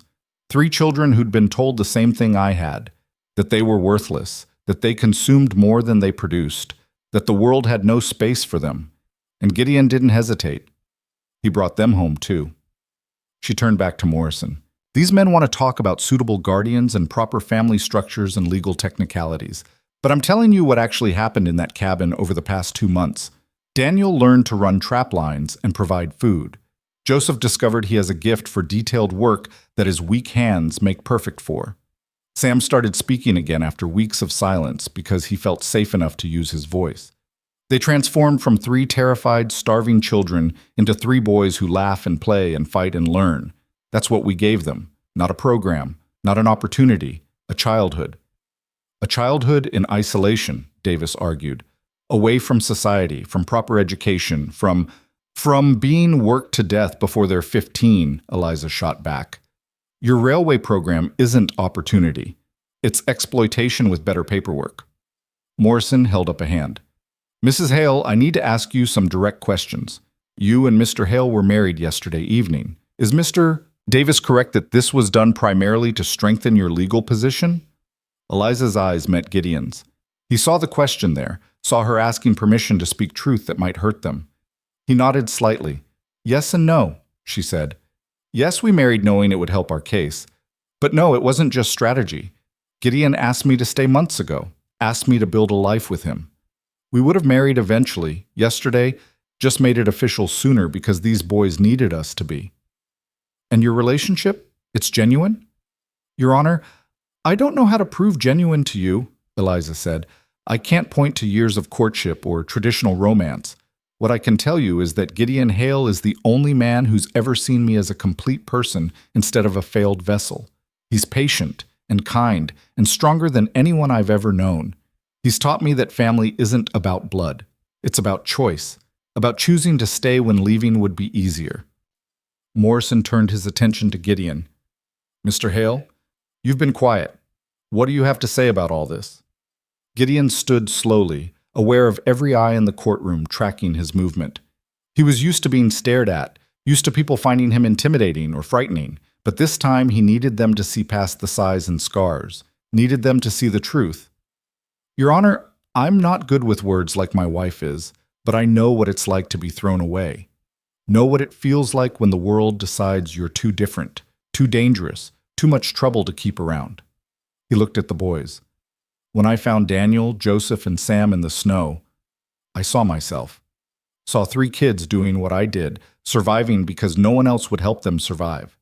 And I couldn't walk away, couldn't leave them to die when I had the means to save them." "And now?" Morrison asked. "Now that you've saved them, what do you offer them long term? A home, a family, a chance to grow up without being commodities or burdens. I'll teach them everything I know about the mountains, about trapping, about survival. Eliza will teach them reading, writing, history, all the things she learned before the world tried to erase her. They'll work, yes, everyone works in the mountains, but they'll work for themselves, for their family, not for some railway company that sees them as replaceable parts." "The isolation concerns me," Morrison said. "Growing up in the mountains, away from other children, from society, Better isolated than dead, Gideon said bluntly. Better raised by people who want them than processed through a system that doesn't care if they survive as long as the rails get laid. That's an unfair characterization, Davis protested. Is it? Gideon turned to face him. Tell me honestly, if one of those boys gets hurt, gets sick, can't work anymore, what happens to him? Davis's silence was damning. Morrison leaned back in his chair, steepling his fingers. I want to hear from the boys themselves. Daniel, step forward. Daniel stood, and Gideon saw the boy's hands shake before he clenched them into fists. But his voice was steady when he spoke. Yes, Your Honor? The court needs to understand your wishes. You're 12, old enough to have an opinion about your own future. If I granted guardianship to Mr. and Mrs. Hale, you'd be giving up the railway program, giving up the chance to be around other children, giving up a lot of opportunities. Do you understand that? I understand that the railway program would separate me from my brothers, Daniel said. They told us, Mr. Davis told us, that we'd be assigned based on our capabilities. Daniel to track laying, Joseph to camp support, Sam to... His voice cracked. Sam's too young for any assignment. They'd put him in an orphanage in Denver until he's old enough to work. That's not... Davis started. Is that true? Morrison's voice was sharp. Davis shifted. The youngest children do require different placement initially, but so you'd separate them after all, Morrison said. After these boys chose to face death rather than separation, your program would split them up anyway. Temporarily, Davis insisted. It's for their own good. Their own good, Daniel repeated, and there was rage in his young voice now. You know what's for our own good, Your Honor. Being together. Having people who care if we live or die. Having a mother who knows when Sam's scared before he says anything, and a father who teaches me things instead of just telling me to work harder. That's our own good. So you wish to stay with the Hales? Yes, sir, we all do. They're our family now. Morrison nodded slowly. Joseph, come forward. Joseph approached the bench, his bandaged hands held carefully in front of him. Up close, even Gideon could see the damage was worse than it had looked. The frostbite had been severe, and while Eliza's care had saved his fingers, the scars would be permanent. Joseph, those are significant injuries, Morrison observed. How did they happen? In the mountains, Your Honor. When we were trying to survive on our own, I kept trying to gather firewood, build shelter, keep us alive. The cold. I didn't realize how bad it was until it was too late. And Mrs. Hale treated them? Yes, sir. She saved my hands. The doctor in Riverside said they were too weak to be useful anyway, but Eliza, Mrs. Hale, she showed me they're not weak. They're just different, good for different things. What things? Joseph's face lit up slightly. I can sew better than anyone in the cabin. Can fix clothes so you can't even see the tear. Can do detailed work that Daniel's too impatient for. Mrs. Hale says everyone has their own kind of strength, and mine is in being careful and precise. And you want to stay with the Hales as well? Yes, sir, please. Joseph's voice dropped to a whisper. They make me feel like I'm not broken. Morrison's expression softened. Last question. Did they tell you to say any of this? Coach you on what to say to the court? No, sir. They told us to tell the truth, that's all. Thank you, Joseph. You may sit. Morrison looked at Sam. The youngest is only 6. I assume he'll simply echo his brothers. I'd still like to hear from him, Eliza said. If the court permits. Morrison nodded. Samuel, come here. Sam stood but didn't move toward the bench. He looked at Eliza, then at Gideon, his small face uncertain. Gideon gave him an encouraging nod, and slowly the boy walked forward. He looked impossibly small standing before the judge's bench, his too large shirt making him seem even more fragile. Morrison's stern expression softened. Samuel, I'm going to ask you a simple question. Where do you want to live? Sam was quiet for so long that Gideon thought he might not answer. Then, in a voice barely above a whisper, he said, With my mother. The courtroom stirred. Morrison leaned forward. Your mother, son? Your mother passed away, didn't she? That mother died, Sam said, his voice growing stronger. But I have a new one now, Eliza. She's my mother. She makes me feel safe. And Mr. Hale? He's my father. He carried me when I couldn't walk. He told me I was going to be okay, and I believed him. Sam looked up at Morrison with absolute certainty. I want to stay with my mother and father and my brothers.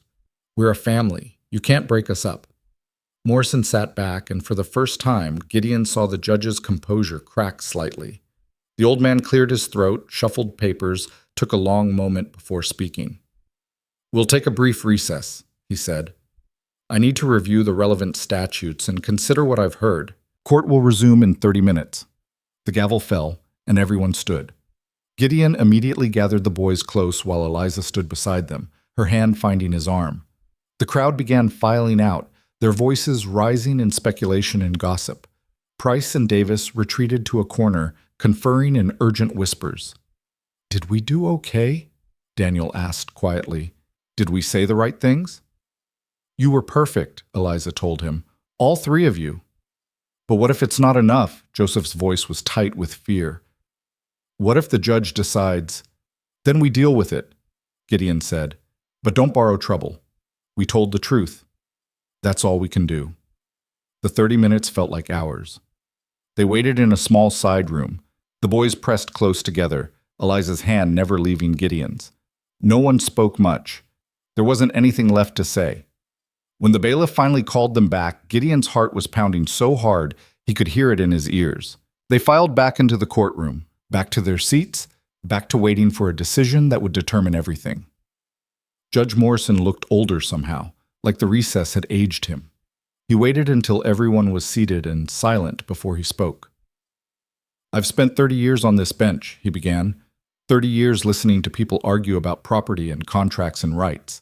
Most cases are straightforward. The law is clear, precedent is established, and my job is simply to apply the rules. But every once in a while, a case comes along that makes me remember why I became a judge in the first place. This is one of those cases.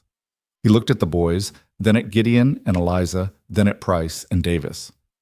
The law regarding orphans and wards is designed to protect children who cannot protect themselves. It exists to ensure they're housed, fed, educated, and prepared for productive adulthood. On paper, the railway program meets these requirements. It provides structure, compensation, and training. On paper, it's a reasonable solution for 3 boys with no family. Gideon felt his stomach drop. This was it. They were going to lose. "But I didn't become a judge to rule on paper," Morrison continued. "I became a judge to serve justice, and justice requires looking at the full picture. So let me lay out what I see. I see 3 boys who were told they were burdens and chose death over separation. I see a settlement council that only remembered these children existed when money became involved. I see a railway program that would split a family apart while claiming to serve their best interests. And I see 2 people, unconventional, yes, recently married, yes, living in isolation, yes, but 2 people who acted when no one else would, who saved 3 dying children and asked nothing in return except the chance to be their family." He paused, and the courtroom held its collective breath. "The law gives me discretion in matters of guardianship. That discretion is based on one principle above all others, the best interests of the children. After hearing testimony today, after seeing how these boys look at Mr. and Mrs. Hale, after hearing 6-year-old Samuel declare unequivocally that he wants to stay with his mother," Morrison's voice roughened, "I find that the best interests of Daniel, Joseph, and Samuel Brennan are served by remaining with Gideon and Eliza Hale." The courtroom erupted. Gideon heard the words but couldn't quite process them. Beside him, Eliza had gone completely still. The boys were frozen, afraid to believe. Morrison banged his gavel. "I'm not finished. Mr. and Mrs. Hale, this guardianship comes with conditions. I want written reports quarterly on the boys' education, health, and welfare. I want them brought to town twice a year so this court can verify their thriving. And if I receive any credible evidence that they're being neglected, abused, or improperly cared for, I will reverse this decision immediately. Is that understood?" "Yes, Your Honor," Gideon managed, his voice rough. "Understood," Eliza whispered. "Good.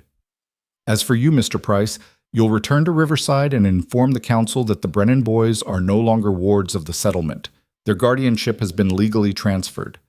And Mr. Davis, you can tell the railway that they'll need to find their labor elsewhere. These boys are not available." Davis stood, his face red. "Your Honor, with respect, This sets a dangerous precedent. If every child in this territory could find people willing to fight this hard for them, we'd be a better place, Morrison interrupted. Your objection is noted and overruled. This hearing is concluded. The Hale family is free to go. The gavel fell one final time. For a moment, no one moved. Then Sam turned and launched himself at Eliza, wrapping his small arms around her waist and sobbing into her dress.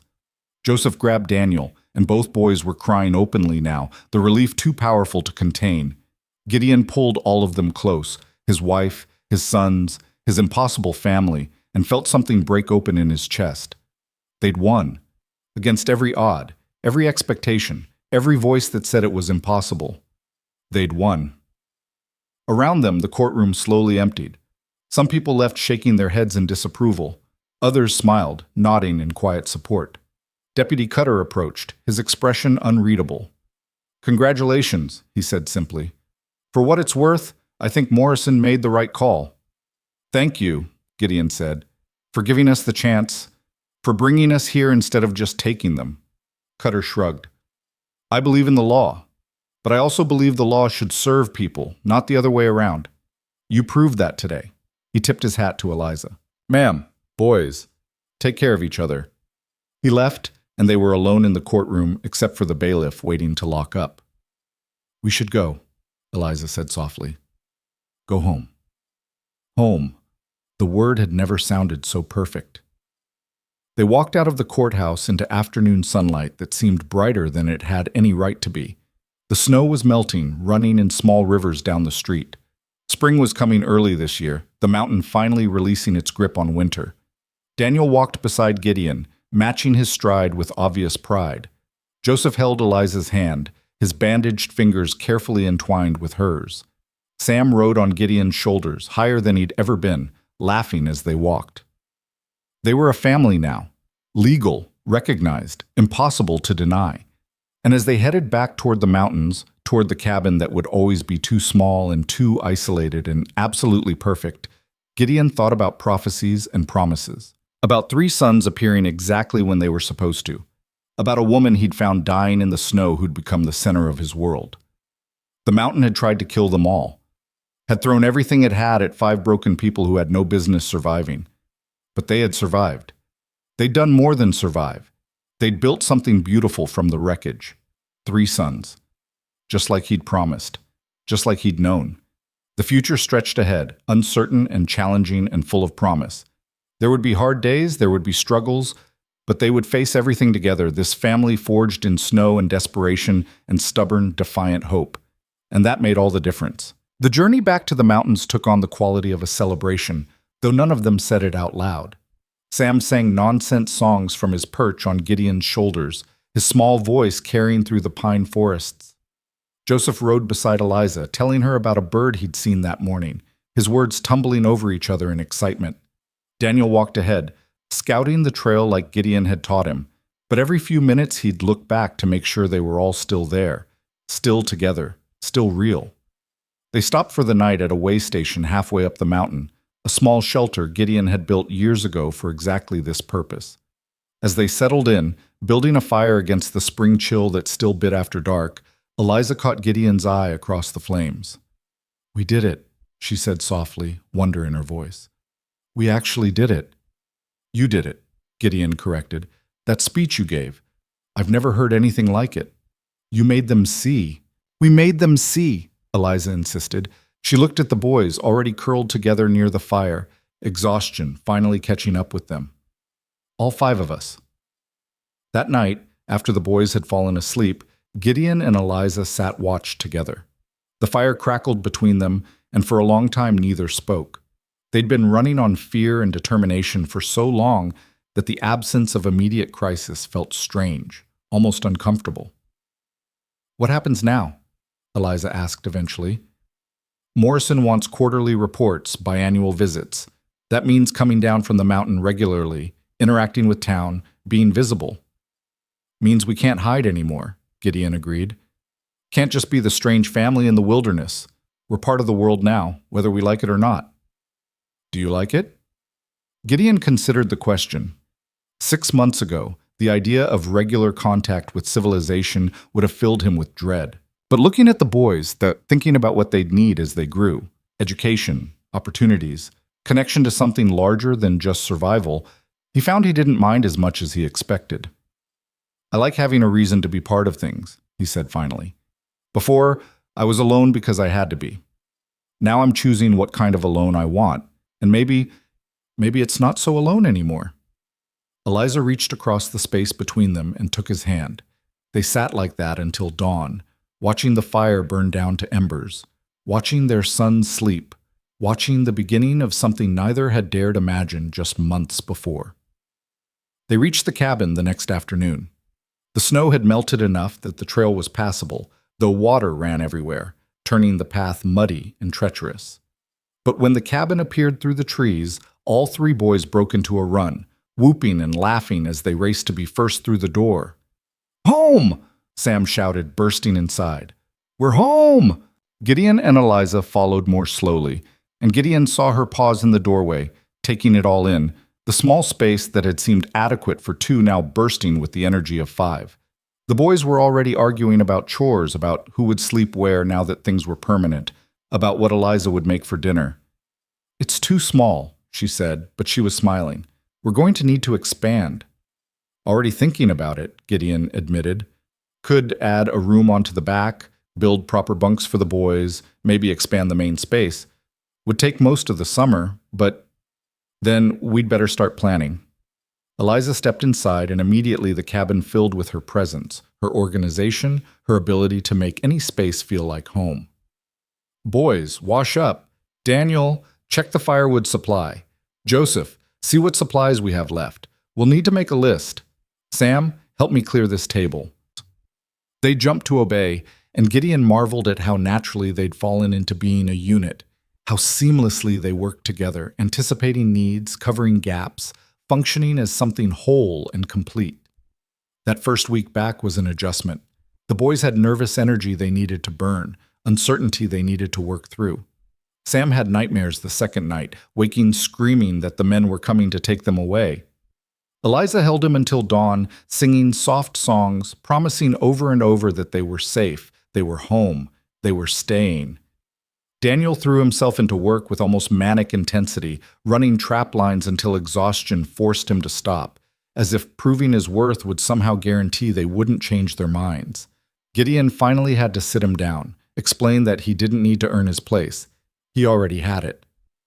"But what if I'm not good enough?" Daniel asked, his young face creased with worry. "What if I mess up or can't do something or Then you mess up," Gideon said simply, "and we fix it together. That's what family does. You don't get thrown out for making mistakes. You learn from them.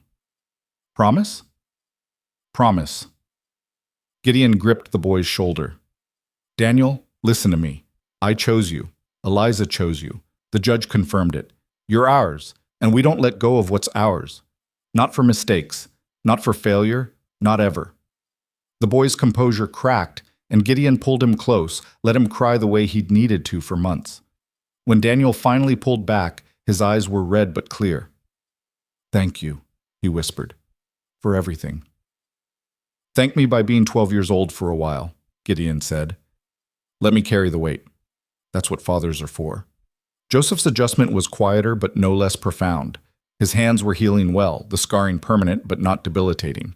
Eliza continued teaching him detailed work, sewing, yes, but also wood carving, leather work, anything that required precision and patience. She ordered books from the general store in Clearwater Bend, primers on mathematics and reading that she'd use to teach all three boys. "You really think I can learn all this?" Joseph asked one evening, staring at the stack of books that had arrived with the supply wagon. "I think you can learn anything you want," Eliza told him. "Your hands aren't weak. They're perfect for the kind of work that matters most, the work that requires care and attention. The world needs people like you." "The settlement was wrong," Eliza interrupted firmly. "About you, about me, about what makes a person valuable. They measured worth in muscle and production and forgot about intelligence and kindness and all the things that actually matter. Don't let their wrong thinking become your truth." Joseph absorbed this, then smiled, that slow, sweet smile that transformed his whole face. I'm glad Gideon found you in the snow. I'm glad you stayed. So am I, Eliza said, and meant it with everything she had. As April became May, the mountain transformed around them. Snow retreated to the highest peaks, revealing meadows that exploded with wildflowers. The creek that ran past the cabin, frozen solid for months, roared to life with snowmelt. Animals emerged from hibernation, and the forest filled with sound again, birdsong, rustling leaves, the distant calls of elk. Gideon began construction on the cabin expansion, and the boys threw themselves into helping. Daniel proved to have a natural talent for carpentry, his measurements precise, his cuts clean. Joseph helped with the detailed finishing work, sanding and smoothing surfaces until they shone.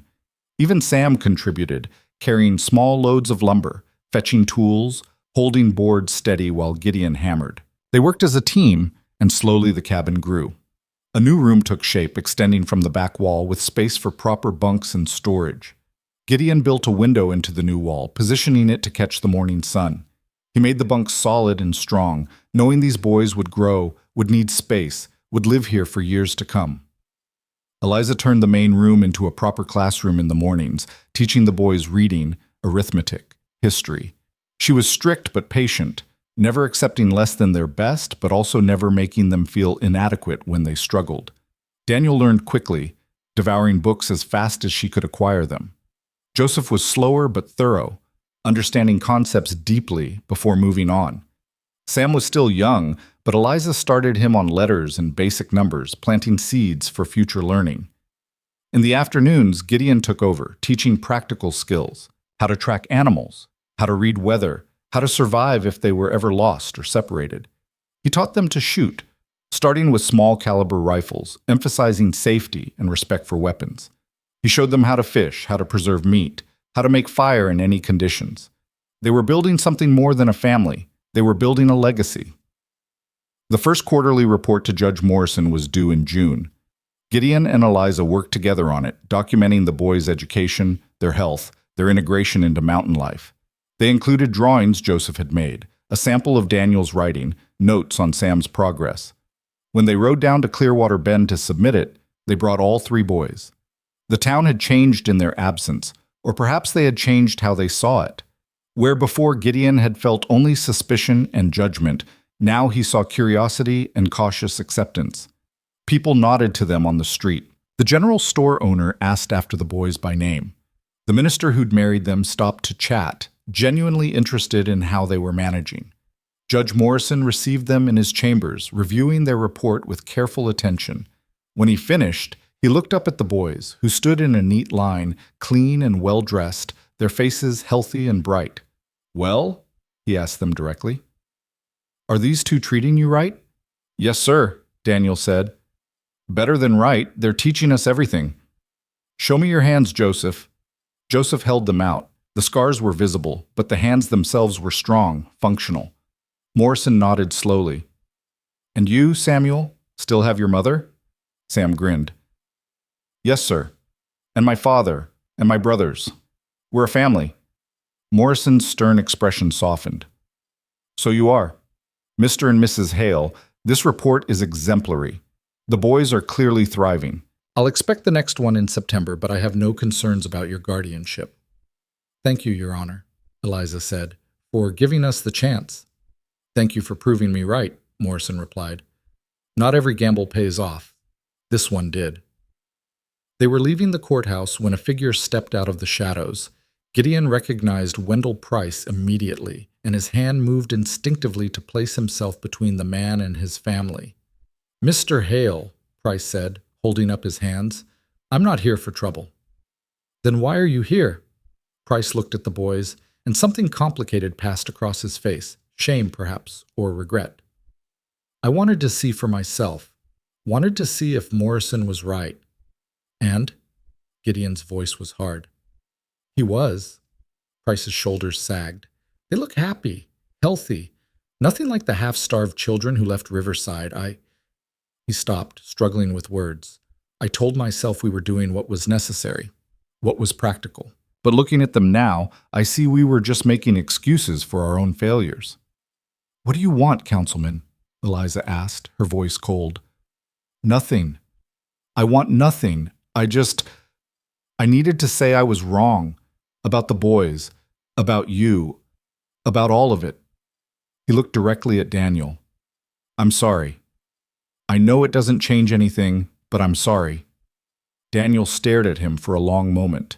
Then, with a maturity beyond his years, he said, Thank you for the apology, but we don't need your approval anymore. We know where we belong.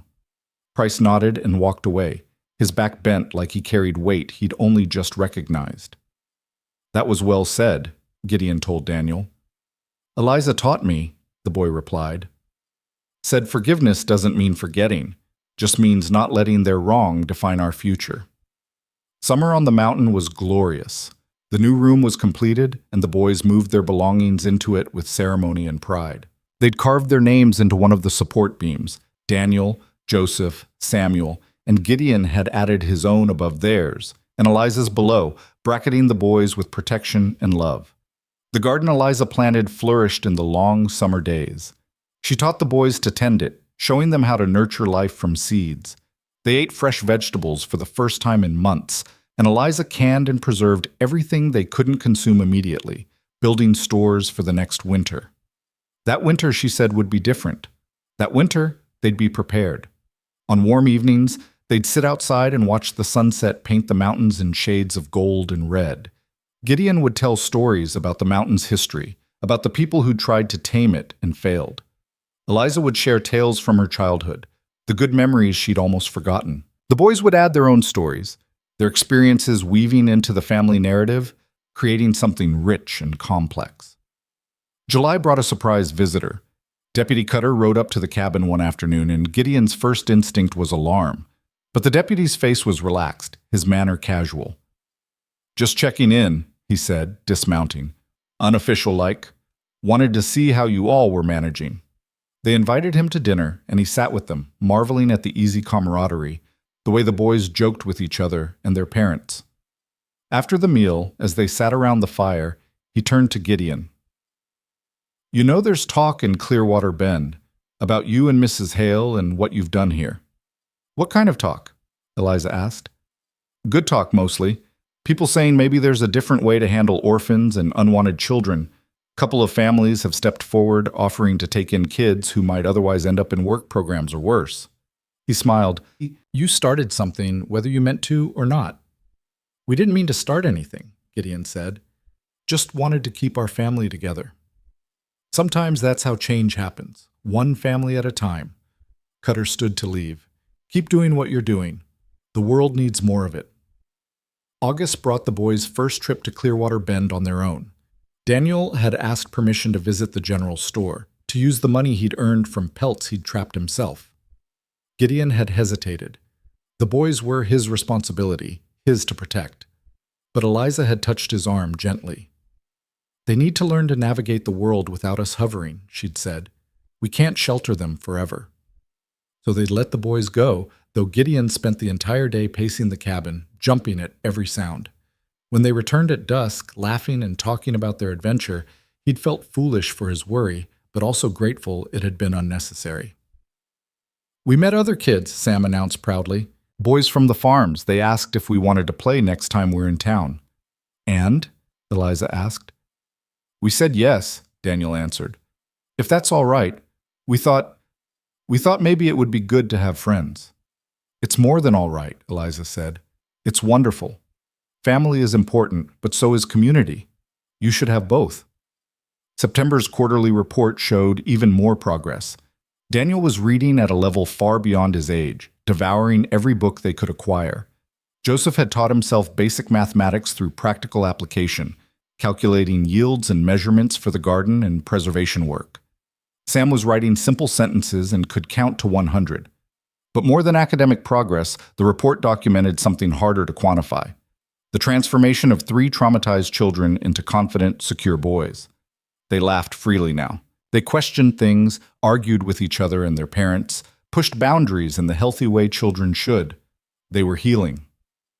Judge Morrison's response came in a letter delivered by the supply wagon. It was brief but significant.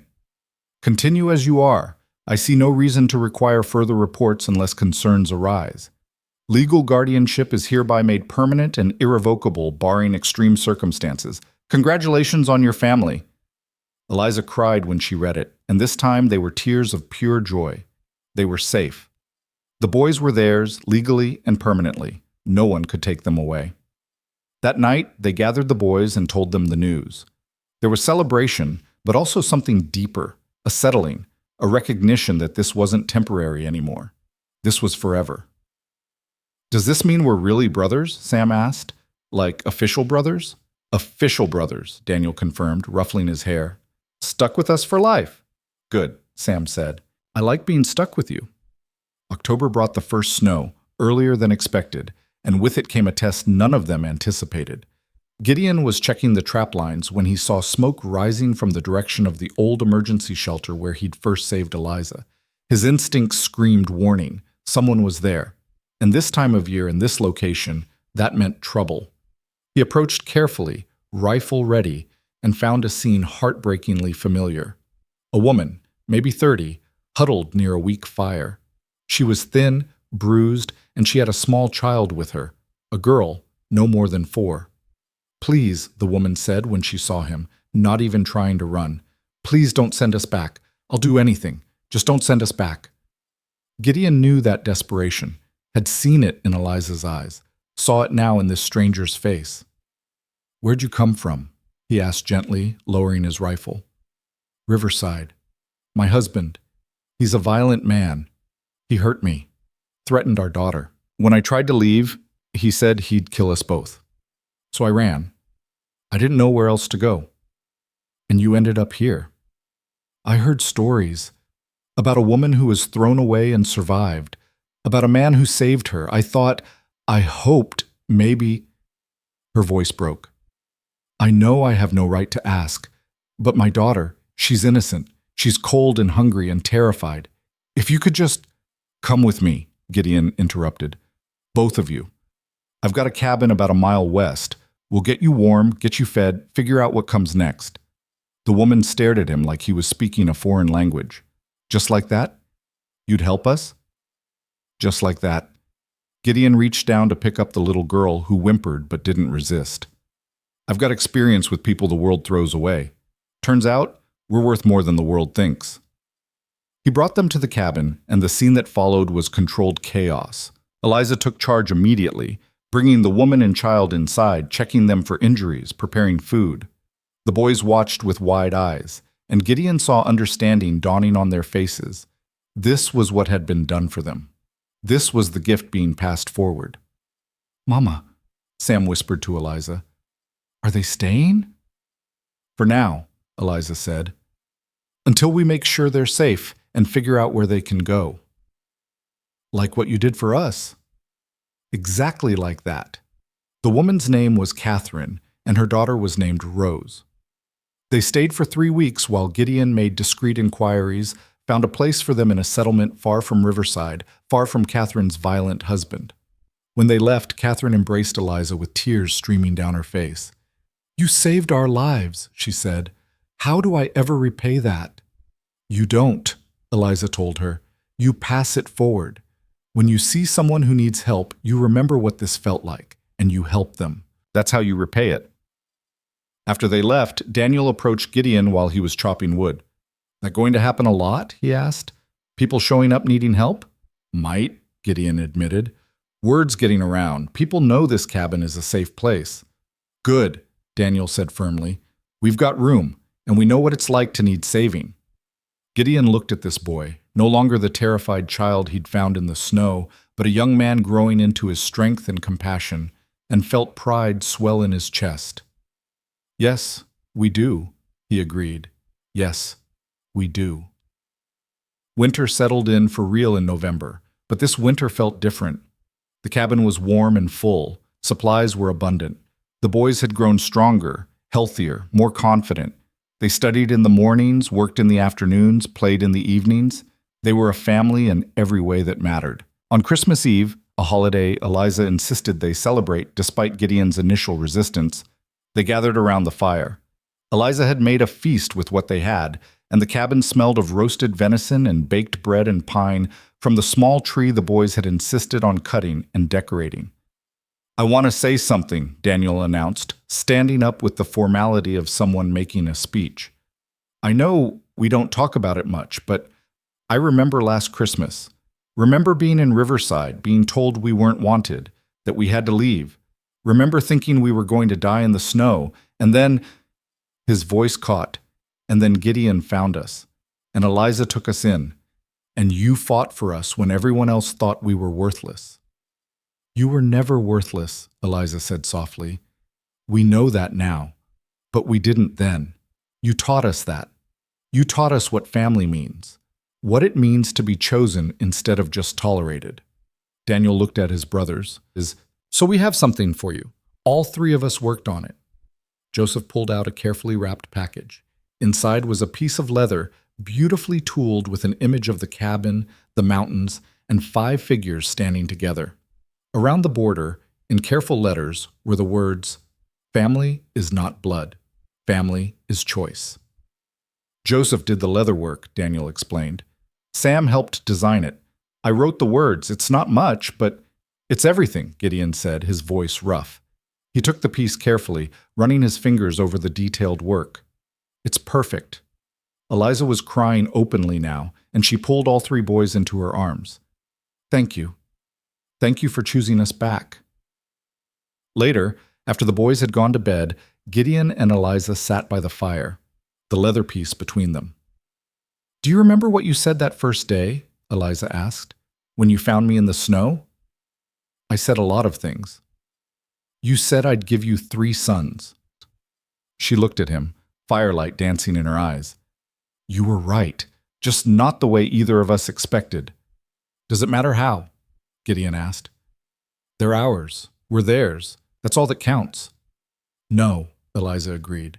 "It doesn't matter how. It only matters that it's true." She leaned against him, and they sat in comfortable silence, listening to the wind outside and the peaceful breathing of their sons in the next room. Spring came again, as it always did. The snow melted, the flowers bloomed, the world renewed itself. On a warm April day, exactly 1 year after the court hearing that had made them a legal family, they stood together outside the expanded cabin.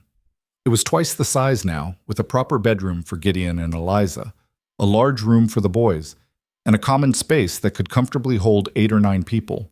Because word had continued to spread, and the cabin had become known as a place of refuge, a last stop for the desperate and discarded. They didn't take in everyone who came. Couldn't. But they helped where they could, in the ways they could. Connected people with resources, found placements for children, offered temporary shelter to those fleeing violence or persecution. The cabin had become more than a home. It had become a beacon. "You know what day it is?" Eliza asked, standing with her hand shading her eyes, looking out over the valley. "April 15th, Gideon said. 1 year since Morrison made it official. 1 year since we stopped running and started living." She turned to him. "Do you ever regret it? Taking me in? Taking them in? Binding yourself to all of us?" Gideon looked at the cabin, at the boys playing in the yard. Daniel teaching Sam to throw a knife, Joseph sitting nearby with a book. Looked at this woman who'd transformed his entire existence, who'd shown him that isolation wasn't the same as safety. "Not once," he said. "Not for a single second." "Good," Eliza smiled. "Because I'm pregnant." The world stopped. Gideon stared at her, certain he'd misheard. "What?" "I'm pregnant," she repeated, and now she was crying and laughing at the same time. 3 months along. I wasn't sure at first, didn't want to hope, but the doctor in Clearwater Bend confirmed it. "Gideon, we're going to have a baby." He couldn't speak, couldn't process. The woman who'd been called barren, who'd been thrown away for her supposed inability to conceive, was carrying his child. "How?" he started, then stopped. It didn't matter how. It only mattered that it was true. The doctor said sometimes it takes the right circumstances, the right partner, the right amount of safety and peace. Eliza touched her stomach gently. "You gave me that. You and the boys, you made me feel safe enough to heal." 3 sons, Gideon said, the prophecy coming back to him. I said you'd give me 3 sons. And I did. Eliza gestured to the boys. Daniel, Joseph, Samuel, 3 sons. You were right. But now we'll have 4. Or a daughter, or twins, who knows? But Gideon, those 3 boys are our sons as much as any child of our blood will be. You were right about them. You were right about us. You were right about everything. He pulled her close, felt her laugh against his chest, felt the future expanding in ways he'd never dared imagine. A year ago, he'd been alone on this mountain, convinced solitude was his destiny. Now he had a wife, 3 sons, and another child on the way, had a home that was also a refuge, had a purpose beyond just survival, had everything he'd never known he wanted. Boys, Eliza called out, come here. We have news. They came running, and when Eliza told them they were going to have a new brother or sister, the reaction was immediate and joyful. Sam whooped and jumped around. Joseph grinned so wide his face looked like it might split. Daniel stood still for a moment, processing, then smiled with quiet satisfaction. I guess we'll need to expand the cabin again, he said practically. I guess we will, Gideon agreed. Think you boys are up for it? Are you kidding? Daniel's eyes lit up. We helped build the last edition. We can build this one too. We're a team. That we are, Gideon said. That we are. They stood together in the spring sunshine, 5 people who'd all been discarded in different ways, who'd all found each other against impossible odds. Soon they'd be 6, maybe more, if others continued to find their way to this cabin at the edge of the world. The mountain had tried to kill them all, had thrown every challenge, every hardship, every reason to give up, but they'd survived. More than survived. They'd thrived. They'd built something beautiful and strong and permanent. Eliza leaned into Gideon's side, her hand finding his. The boys pressed close, and for a moment they were a unit, inseparable and complete. We made it, Eliza whispered. Against everything, we made it. We did, Gideon agreed, and we'll keep making it. Together. Always together. The future stretched ahead, uncertain but full of promise. There would be challenges, there always were, but they'd face them the same way they'd faced everything else. As a family, chosen, fought for, and absolutely unbreakable. 3 sons, just like he'd promised. And a love he'd never expected but would defend with his last breath. And a home that stood as proof that the discarded, the unwanted, the supposedly worthless could build something the world had no choice but to recognize as valuable. The prophecy had come true, not through fate or destiny, but through choice, through the simple, radical act of seeing worth where others saw waste. Of choosing to stay when leaving would have been easier, of fighting for belonging in a world that said they didn't deserve it. They'd won. Against every odd, every expectation, every voice that said it was impossible.